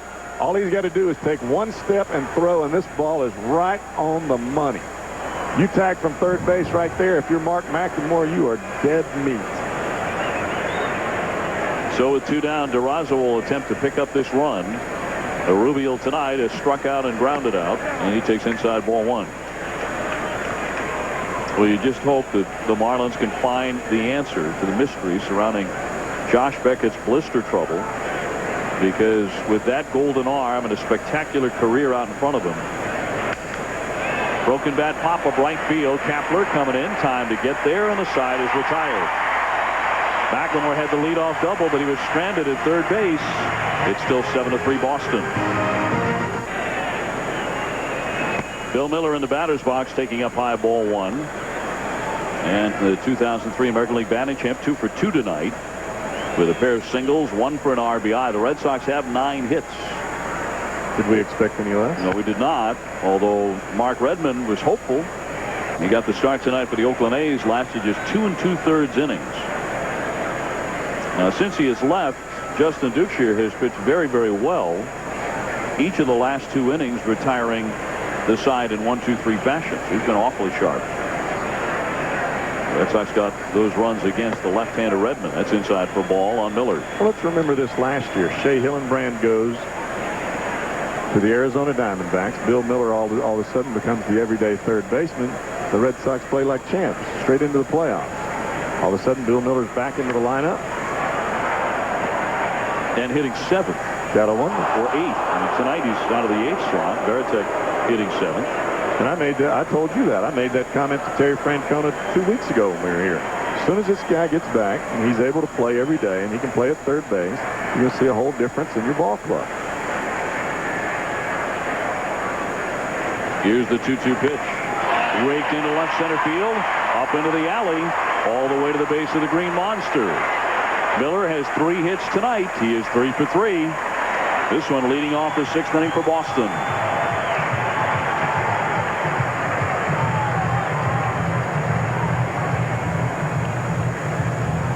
Well, for the Red Sox fans enjoying Bill Miller this evening, the Sears good life, they are living it. And Miller with a single in the 2nd inning, another base hit in the 3rd inning, and now a double in the 6th inning. That ice cream? It's as sweet as ice cream, indeed. For the fans here at Fenway Park, a packed Fenway. Once again, Gabe Kapler, the batter, he has doubled and popped up tonight. He's 1 for 2. Where's ours? You want a little? We can make it happen. I want to live some Sears good life myself. I can't hit. I didn't realize chocolate ice cream was part of the Sears good life, but apparently it is. And we'll make arrangements to get that up to the press box in a jiffy. That's a little bit high on Kapler. Johnny Damon up next. Given the Yankees lost to Detroit today at Yankee Stadium, Boston is 6.5 behind the Yankees. And although the streets of Boston were filled with despair after last week's sweep by the Yankees, if you consider this, after 81 games last year, the Red Sox sat 4 games behind the New York club and would own just 3 more victories than the 2004 Red Sox at the same point. So there's not a whole lot of difference between last year and this year, despite the 3-game sweep at the hands of their arch rival. Long way to go. Half a season to go. Foul back, and a good cut by Kapler. You can see what Kapler's trying to do. He squared around to bunt the first time on the first pitch. All he was trying to do was get the ball down and get Mark McLemore, the third baseman from Oakland, to charge and get Bill Miller to third base. He's got no outs on the board, and even though they're winning by 4 runs, they're still trying to play textbook baseball, and that's just the kind of player that Gabe Kapler is. He wants to be able to try to hit that ball to the right side and get that runner, Bill Miller, to third base, so a fly ball into the outfield from Johnny Damon scores him easily. Fouled that one off himself there. He was still in the box. 2 balls and 2 strikes. This is not about Gabe Kapler trying to get a hit or trying to build his stats or trying to drive in a run. He's trying to get Bill Miller the best way possible to third base. Miller after the leadoff double at second with nobody out.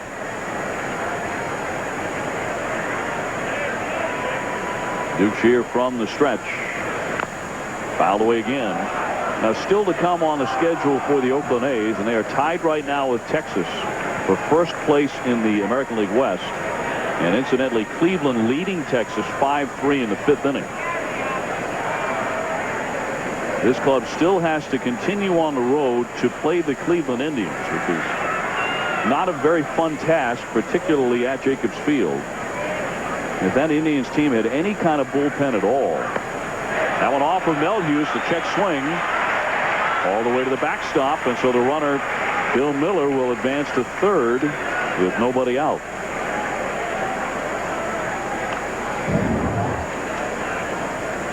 You see this breaking ball. No chance that Kapler even goes after that at all.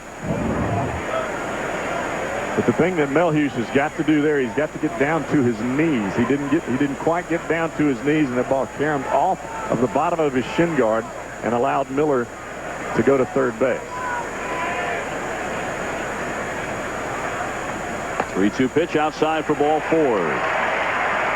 So Kapler is on. They're men at first and third now for Boston. Let's go to the studio. Dave and Dibbs. Guys, take it away.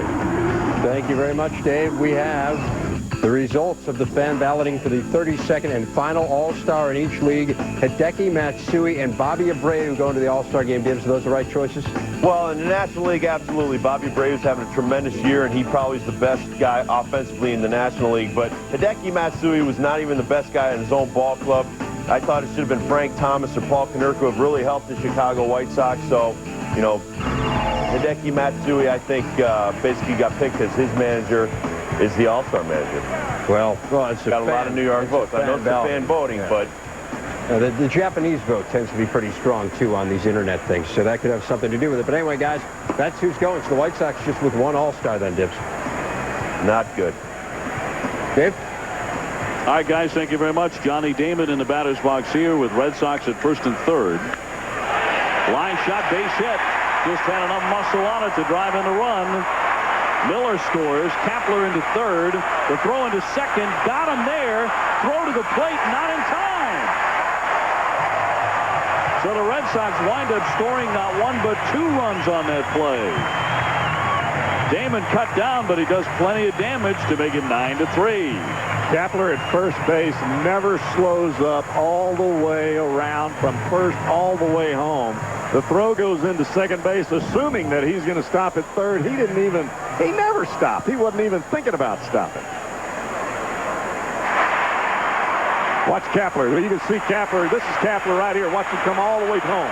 Never even slows up as the ball comes to second base. They had no chance to get him. So Johnny Damon, on a little flare that barely got by first base, winds up with 2 RBIs on that, as he is set down at second base on the throw. And here comes Maka heading for the pitcher's mound. Some nifty base running by Kapler. Damon picking up RBIs number 40 and 41. He's driven in 3 runs tonight. Boy, Johnny Damon is some kind of hot after 5 hits last night. And Damon now has 21 hits over the last 12 days. Another look at Kapler on the bases here. That's the kind of play that you like to see from everybody. Watch Kapler. He is just turning it on. He's not even thinking about that. You just see him all the way around the bases. They throw the ball into second base, and he just turns on the afterburners. That's just a great job. Great hustle from a guy that doesn't get to play every day. But when he is in the lineup, that's why he's there, because of the hustle that he gives you when he's out there. So the Red Sox open up a 6-run lead again. It was 6-0 Boston after the first 2 innings tonight. This in support of Pedro Martinez. This is the Red Sox team that really terrorized the American League last year offensively. And they have many of those same pieces back and healthy at last. Nixon is back. Garcia Parra is back. Bill Miller has now returned.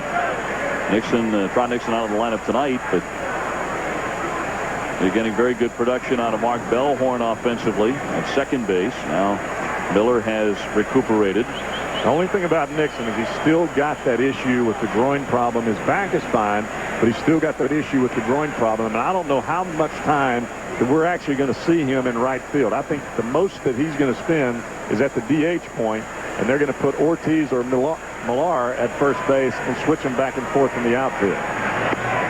Bellhorn in the game has cracked a homer. He's also singled and stolen a base. So he has 2 hits. Damon has 2. Garciaparra has a double and a homer. Miller has 3 hits. And the offense is humming along now for Boston after 11 runs last night. High fly to center. Kotze there waiting beneath it. And that's out number 2. Fenway Park in Boston, Massachusetts. The Red Sox and the Oakland A's, 2 franchises who thoroughly expect to be involved in postseason play. They're not hoping for it. Great to have you along with us. It is 9-3 the Red Sox here in the bottom half of the 6th inning. They've scored twice more in this inning. The big frame so far tonight for Boston was the 2nd, and they scored 5 times, including a home run by Garciaparra. I mean, Manny Ramirez is having another outstanding season. David Ortiz is having the best season of his life with 22 homers and 76 RBIs. Damon is cooking. Garciaparra is catching fire. Bill Miller is back. He won the batting title last year. They got him batting 8th. He has 3 hits tonight. All right, well, let's go back to the ball game last night where they scored 11 runs. Ortiz and Ramirez, no hits. Tonight, they've got 9 runs. Ortiz and Ramirez, no hits. Now, you tell me this lineup isn't dangerous, and it's because you stick Miller in the bottom of that lineup, you never have a chance to get a breath. Oh, what a cut by Ortiz, who is 0 for 3. Manny Ramirez also 0 for 3. He took a vicious swing. I mean, your point is well taken. They have scored 20 runs in 2 nights so far. And their best hitters don't even have a hit. That's right. Their 3 and 4 men have gone hitless in those games. That's a dangerous lineup. The 0-2 swung on and missed. He struck him out.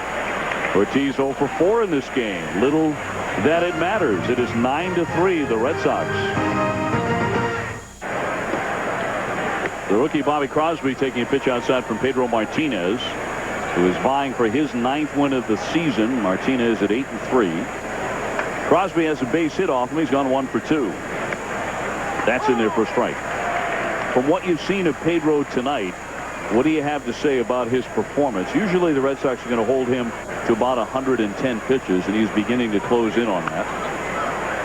I think the biggest thing that I see is that Pedro has continued throughout this ball game, whether there's been runners on base or runners not on base, he's continued to master the strike zone. And I think that is why Pedro has always been a successful pitcher, is he masters the strike zone, uses both sides of the plate and changes speed. Look at that. That's unbelievable. His 6th strikeout of the ball game. He gets Crosby looking for out number 1. Now watch this pitch right here. This is not about how hard you throw the baseball. This is a changeup right on the inside corner. This is not a fastball. This is a changeup on the inside corner. It's creating pitches and keeping the hitters off balance. Mel Hughes, the Oakland catcher, takes a strike on the outside corner. We showed it to you dating back to April 17 of 2003. Pedro 13-1 with a 2.46 ERA in 19 starts here at Fenway. He lost his only postseason start at Fenway during that span. That was that head-to-head matchup against Roger Clemens in Game 3 of the American League Championship Series against the Yankees. That game in which Pedro threw down a hard-charging Don Zimmer. Swing and a miss. He got him. Back-to-back strikeouts. He fans Mel Hughes on the off-speed pitch. 7 Ks for Pedro Martinez. That's another changeup out away. This is a changeup away because he started him in. Now Bobby Crosby, who was the hitter before, he started him away and finished him with a changeup inside. How many pitchers in the big leagues with a wall that close is going to throw a changeup inside? That's called intestinal fortitude and some brain. This guy knows what he's doing. It's no secret he wins these games.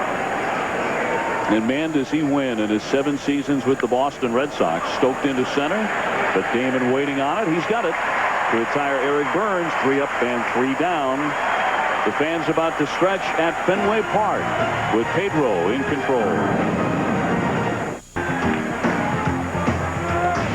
Baseball on a Wednesday night at Fenway Park. Chad Bradford is the right-hander coming out of the bullpen now for the Oakland A's. As you get a look at his numbers, he pitches frequently. This is his 39th appearance. He's not alone in entering the ball game. The Oakland club also brings on a new third baseman, and that is Ramon Castro. replacing McLemore. On to the bottom half of the 7th inning, the Red Sox with a big 9-3 lead. Manny Ramirez hasn't had a lot to do with it. In fact, he's committed an error tonight. He's gone 0 for 3, but not too many have noticed. And he has a real love fest going on with the Red Sox fans anyway, and this helps.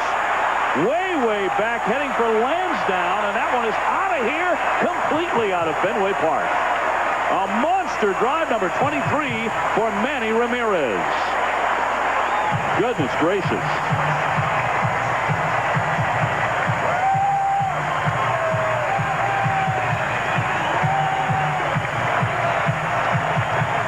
The Red Sox take a 10-3 lead. They've homered 3 times tonight. And look at Manny running for mayor. He'd win in a walk as he shakes some hands on his way to the dugout. I don't know if I've ever seen that. Well, the game is still going on. Shaking hands. Heading to the Red Sox dugout. Garciaparra puts it in play. Crosby slings it over for the out. Manny going yard and out of the yard. Look at this.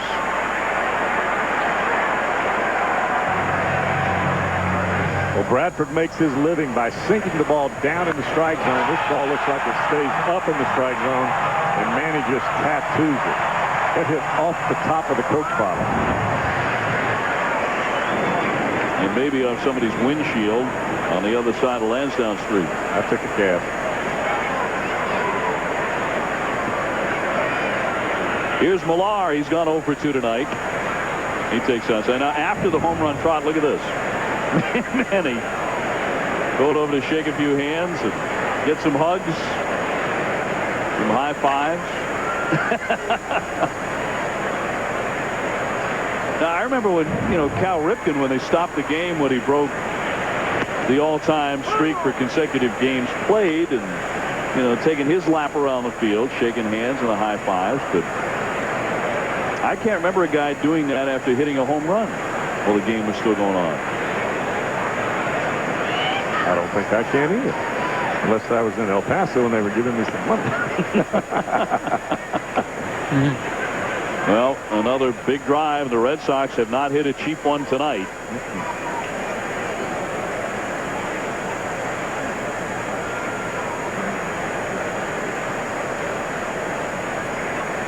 Red Sox piling on runs once again, getting to double figures against Oakland.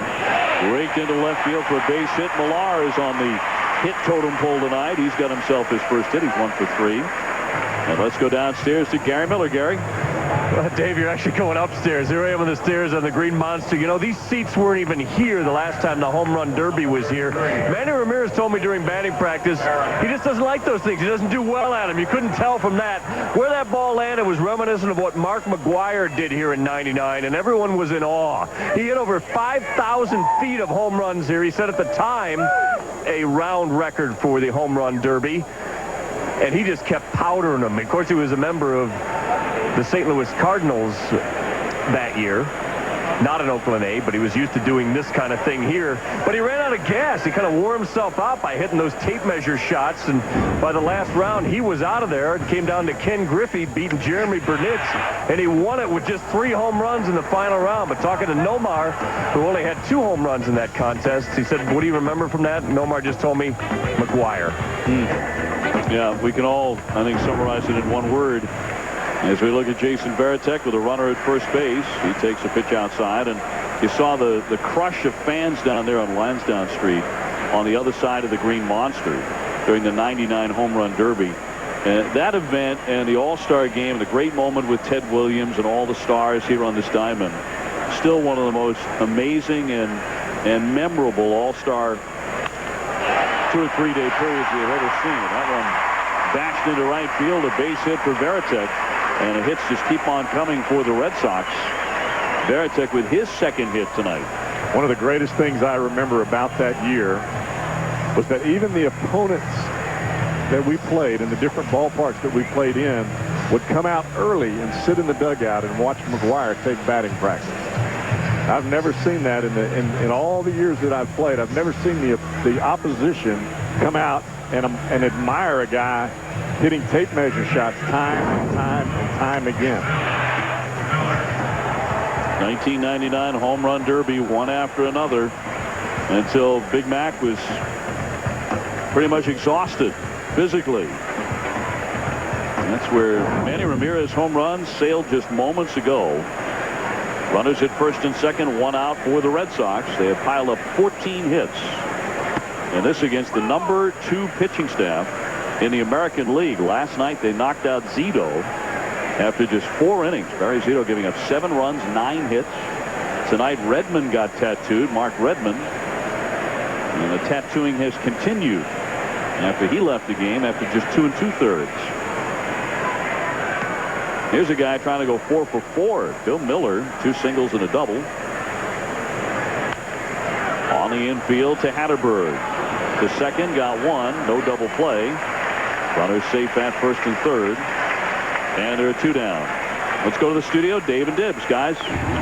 Thank you, Dave. Angels and White Sox. It's been all Anaheim and more specifically all Jose Guillen. 2 homers so far in this game, Dibbs. This guy could have got some all-star consideration. This gives him 294 average, 15 homers and 58 RBI. He's got 5 RBI in the game. We talk about Vlad Guerrero so much. Some of the other guys. Jose Guillen, a great offseason acquisition for the Angels. 4 straight losses for the White Sox appear to be on their way to number 5. Dave. All right, guys, thank you very much. And here in Boston, all Red Sox tonight, 10-3 with a big lead here in the 7th inning.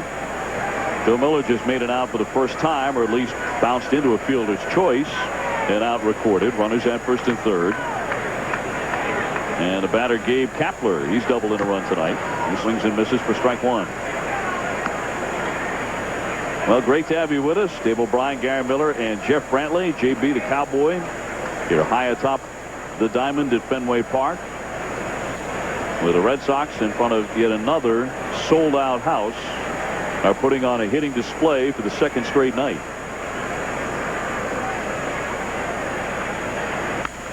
Punch the other way, cleanly through for a base hit. That'll chase in another run. Millar scores. And for the 2nd straight evening, the Red Sox have gotten to 11 runs in a game against Oakland. The 2nd RBI tonight for Kapler. Maka wants to hide, and he's doing a pretty good job of it. Blame him? No, not at all. Another multi-run inning for Boston. The runs just keep on going up on the Green Monster, and over the Green Monster for that matter. Here's Johnny Damon right in the thick of it again. He has 7 hits in the first 2 games of this series. 2 more tonight, including 3 RBIs. He looks at a strike. Well, that home run derby in 1999 here at Fenway Park was absolutely spectacular. And the one coming up on ESPN in Houston from Minute Maid Park has a chance to equal that. I don't know if anything can ever exceed it, what we saw here at Fenway in 99, but they're going to try. Fly ball left center field. Kotze on the move, says he has it in the alley. He's got it. The side is retired. Worth another look. The clout by Manny Ramirez, his 23rd homer of the year. Mercy into the Boston Knights and out onto Lansdowne Street. Top half of the 8th inning. The night is done for Pedro Martinez, and Alan Embry comes on, the left-hander, appearing in his 39th game. He's holding opponents to a .229 batting average. A number of changes here for the Red Sox. Pokey Reese comes in. Garciaparra is now out of the contest. David McCarty is now the new first baseman, and Kevin Millar takes over in left field for Boston. Marco Scutaro looks at a strike, and the 8th inning is underway. 11-3 the Red Sox. They won 11-0 over the A's last night, as you get a look at McCarty. Millar was playing there before going to the outfield. So you're up to date on all the changes. As the fastball misses on Scutaro. He has doubled. He's also been caught looking on a 3rd strike. Pedro Martinez had 7 strikeouts in 7 innings. He allowed 5 hits, 3 runs. And only in one inning did the A's score against them. They got all 3 in the 3rd. It was really the only time they roughed him up. Slap foul. 1 ball and 2 strikes on Scudero. You know, and normally I would say for a key reliever, this is not a great spot to be coming in with this kind of difference in the ball game. But right now for Embry, I think he needs some innings. I think he needs to be able to get out there and get his mechanics right. And I think this is a perfect situation for him to just get out there and just let it fly. 1-2 foul back. Generally, what do you think of the job that Terry Francona has done his first year managing the Red Sox in Boston? I think he's done great. I knew he would handle the media pressure fine. You had to know that there was going to be some controversy with this ball club and the Yankee ball club. But the bottom line is that they've played good baseball without some of their stars, and they're still in the hunt of the race. Well, there'll be 6 out if they pull off this one. Coming in, Kapler. He makes the catch on a pop-up to get Scudero. Let's go back to the studio for an update. Here's Dave Redson. Dave. Okay, Dave, thank you very much. We check in on Texas and Cleveland, and Mark Teixeira continues to swing a hot bat. He goes deep here, Dips. 7 in his last 10 games. One of the most powerful teams in baseball. They may be young, but they can hit the ball out of the park. 17 on the year. They have now taken the lead, 8-6, top 7. I think you could apply that statement to both of those teams, Cleveland and Texas. Obviously, the Rangers are setting a blistering offensive pace for themselves, and right there behind the Yankees in terms of home runs in all of Major League Baseball. But the Indians have a lot of terrific young hitters. The catcher they have, the youngster Victor Martinez, is a tremendous hitter. From both sides of the play. Absolutely. That's right. A switch hitting catcher. A real rarity in baseball, and he can swing. Stroked into right center field for a hit for Kotsay. Kapler will cut it down, and Mark Kotsay is his first hit of the game. He's 1 for 3. A Sunday night, Sammy Sosa and the Cubs are going to take on Albert Pujols, Scott Rowland, and the St. Louis Cardinals. Talking about slugfests. Sunday night baseball and ESPN coverage begins with baseball tonight on the road at 7 o'clock Eastern. Cubs Cardinals also available in Spanish on ESPN Deportes and in high definition on ESPN HD. Sammy Sosa also part of the Century 21 Home Run Derby. He's a 7 of 8 participants. And look at the career home runs. Sammy Sosa, Rafael Palmeiro, Ken Griffey Jr., they're all going to participate. They've all hit 500 home runs in their career. And we have a pitching change, and we'll be back in Boston. The Red Sox with a healthy 11-3 lead over Oakland. A look now at our BMW game track here from Fenway Park in Boston with your score 11-3. The Red Sox have pounded out 15 hits. They got to Redmond early. The Oakland starter lasting just 2 2/3. Home runs tonight for the Red Sox by Mark Bellhorn, Nomar Garciaparra, and then a monster drive by Manny Ramirez, which is off the top of the Coke bottles underneath the light standard above the Green Monster. Glancing off onto Lansdowne Street. That one on the infield. Shovel to second for 1. Double play. So Timlin comes on, gets the double play grounder, and the Red Sox are out of the inning. We go to the bottom of the 8th at Fenway. 11-3 the Red Sox. Tonight's A's Red Sox game is coming to you in sparkling high definition. There's plenty more MLB action on ESPN HD this week. Tomorrow's game between the Angels and the White Sox. The Sunday night game between the Cubs and the Cardinals, and the Century 21 Home Run Derby on Monday. They can all be seen in high def on ESPN HD. Call your cable operator, DirecTV, or the Dish Network today. Justin Lair coming out of the bullpen, appearing in his 8th game, looking to bring down that .859 earned run average. The right-hander facing 2, 3, and 4 in the Boston lineup. Swinging early, Bellhorn grounds that one to Scudero. 1 pitch and 1 out. We are in the bottom of the 8th inning. Great to have you with us at Fenway Park. 11-3, the Red Sox lead it. The major inning for Boston was the second when they scored 5 off of Mark Redmond. Eric Karros taking over at first base now for the Oakland Athletics. These guys have scored 22 runs in 2 games against one of the best staffs in the game. The number 2 ERA in the American League behind Boston. You're talking about a guy who I thought was really one of the unsung heroes, especially the first half of the Marlins last year in Redmond. Pitched terrifically in the first half. Pitched in the World Series last year for Florida. And last night it was Zito who got tattooed. Scooped up by Crosby off the deck. And a wild throw, and it caroms out of the dugout. David Ortiz is going to be given second base.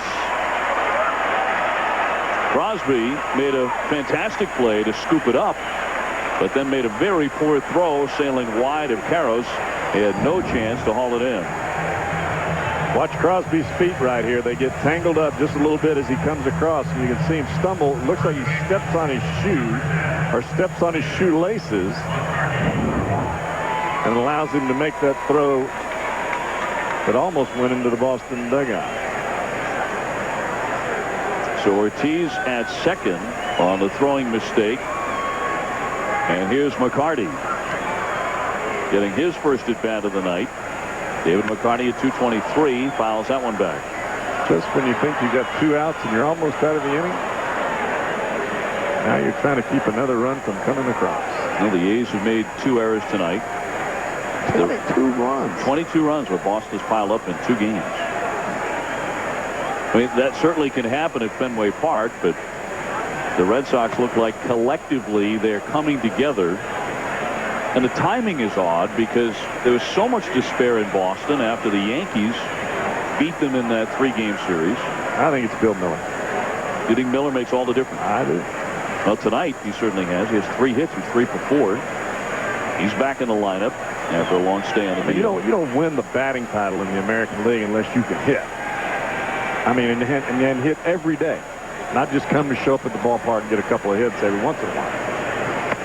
You know, of course, Bill Miller's not going to hit 40 home runs. Ortiz can do that. He's on that kind of a pace. Manny can do that. But it doesn't. Garcia can hit you 35. He rolls that order over. He puts Johnny Damon back to the top of the order again. Ortiz back in there.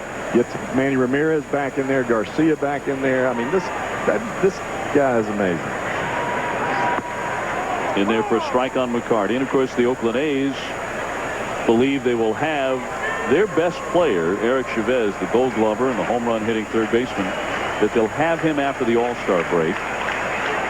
The broken bone in the hand is healed. In fact, he's in minor league rehab tonight at Fresno, playing for AAA Sacramento. So they're going to get some offensive punch, and they're going to start getting healthy, too, as McCarty strikes out. Let's go back to the studio. Here's Dave Rush. Thank you very much, Dave. Mets came in 2 back of the Phils. Long rain delay in this one. Didn't slow down the Mets, though. Cliff, Floyd, Ty Wigginton, Mike Cameron all going deep here, Dips. Think a hitting coach doesn't make a difference. Denny Walling is a hitting coach. The team hit 246 with 1.06 homers per game. With Don Baylor, the team is hitting 20 points higher, 266, 1.55 home runs per game. An even 100 on the year, as you see. They're up 4-0, Dave and Jeff. Guys, thanks. Pokey Reese swinging away, and he misses. 2 out in the bottom of the 8th. The Red Sox with an 11-3 lead. And Don Baylor seems to have relaxed a lot of the hitters in the Met everyday lineup. The Mets are also, for a change, playing the same guys in the same spot in the lineup day after day. Art Howe hadn't had that luxury very much. You hear a lot of people say that about Don Baylor, that it's a guy who's never really gotten his due as a hitting coach. Guys like Chipper Jones used to swear by him. He was with Atlanta. And Don has gotten a lot of people squared away. Swung on a miss for strike and a count 0-2. You know, Pokey Reese is not a tremendous offensive player, but yet you can hear the fans as he came up to the plate. He got a nice ovation.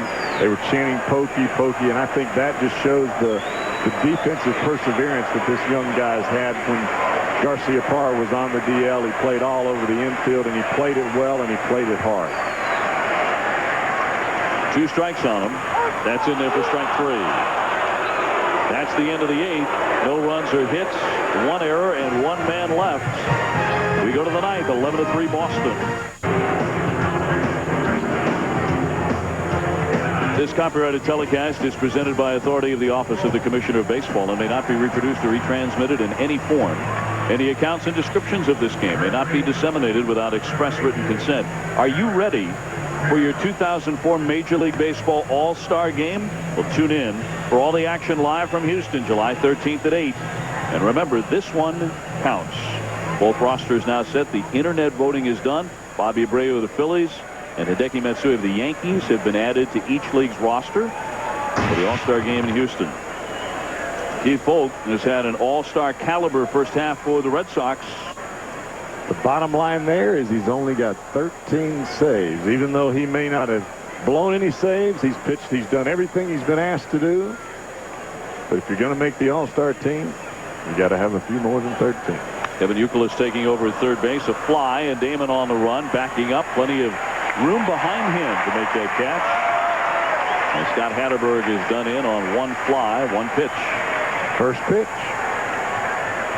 So a man out for Oakland here in the ninth. 11-3 Boston. Now Foulke has blown 3 saves. He blew one on Friday night in Atlanta, allowing a run to score across the plate and tie that game 3-3 in the 10th inning. But a 128 earned run average, and needs to get some work in here facing Jermaine Dye, who fouls it back. Chris Foulke, 31 years old, signing a free agent contract, leaving the Oakland A's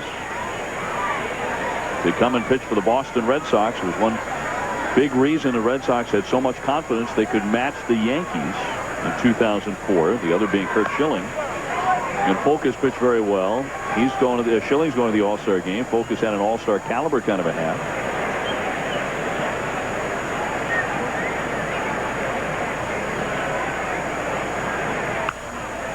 Popped up behind first, and McCarty there, and he's got it.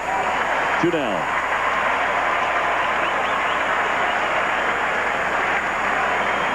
So one more out to get.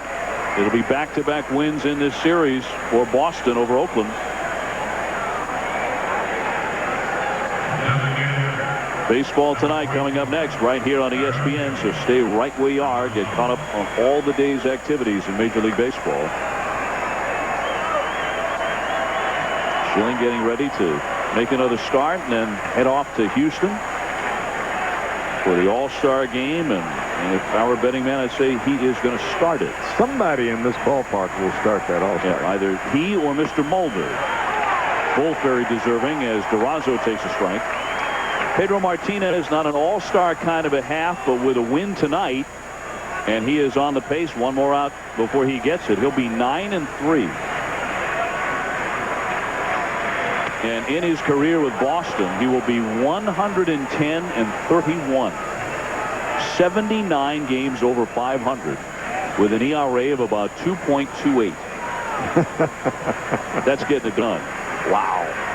Ow. And that hits Durazo. Struck by the pitch with 2 out here. So base runner at first now for Oakland with 2 away in the 9th. And I would have to say that Mr. Foulke indeed has to sharpen up and get some work in. He'll be facing Bobby Crosby here.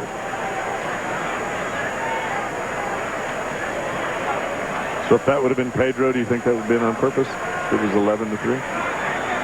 I would have my doubts. I would. And right now I have no doubts that one just got away from Foulke. Reese with it. The underhand flip to Bellhorn, and the side is retired. That is the ball game. The Red Sox win this one with ease tonight, 11-3. And they have outscored Oakland 22-3 in the first 2 games of this series. Unbelievable how you get everybody back in your lineup, and all of a sudden the hits start coming, the pitching starts coming, and everything starts to come together for the Red Sox. It is coming together. They're now 6 games behind the Yankees. More smiles here in Boston than a week ago. Coming up, baseball tonight. This has been a presentation of ESPN, the worldwide leader in sports. For more, log on to ESPN.com. For Gary Miller and Jeff Brantley, I'm Dave O'Brien saying good night from Fenway Park. The Red Sox win it going away over Oakland.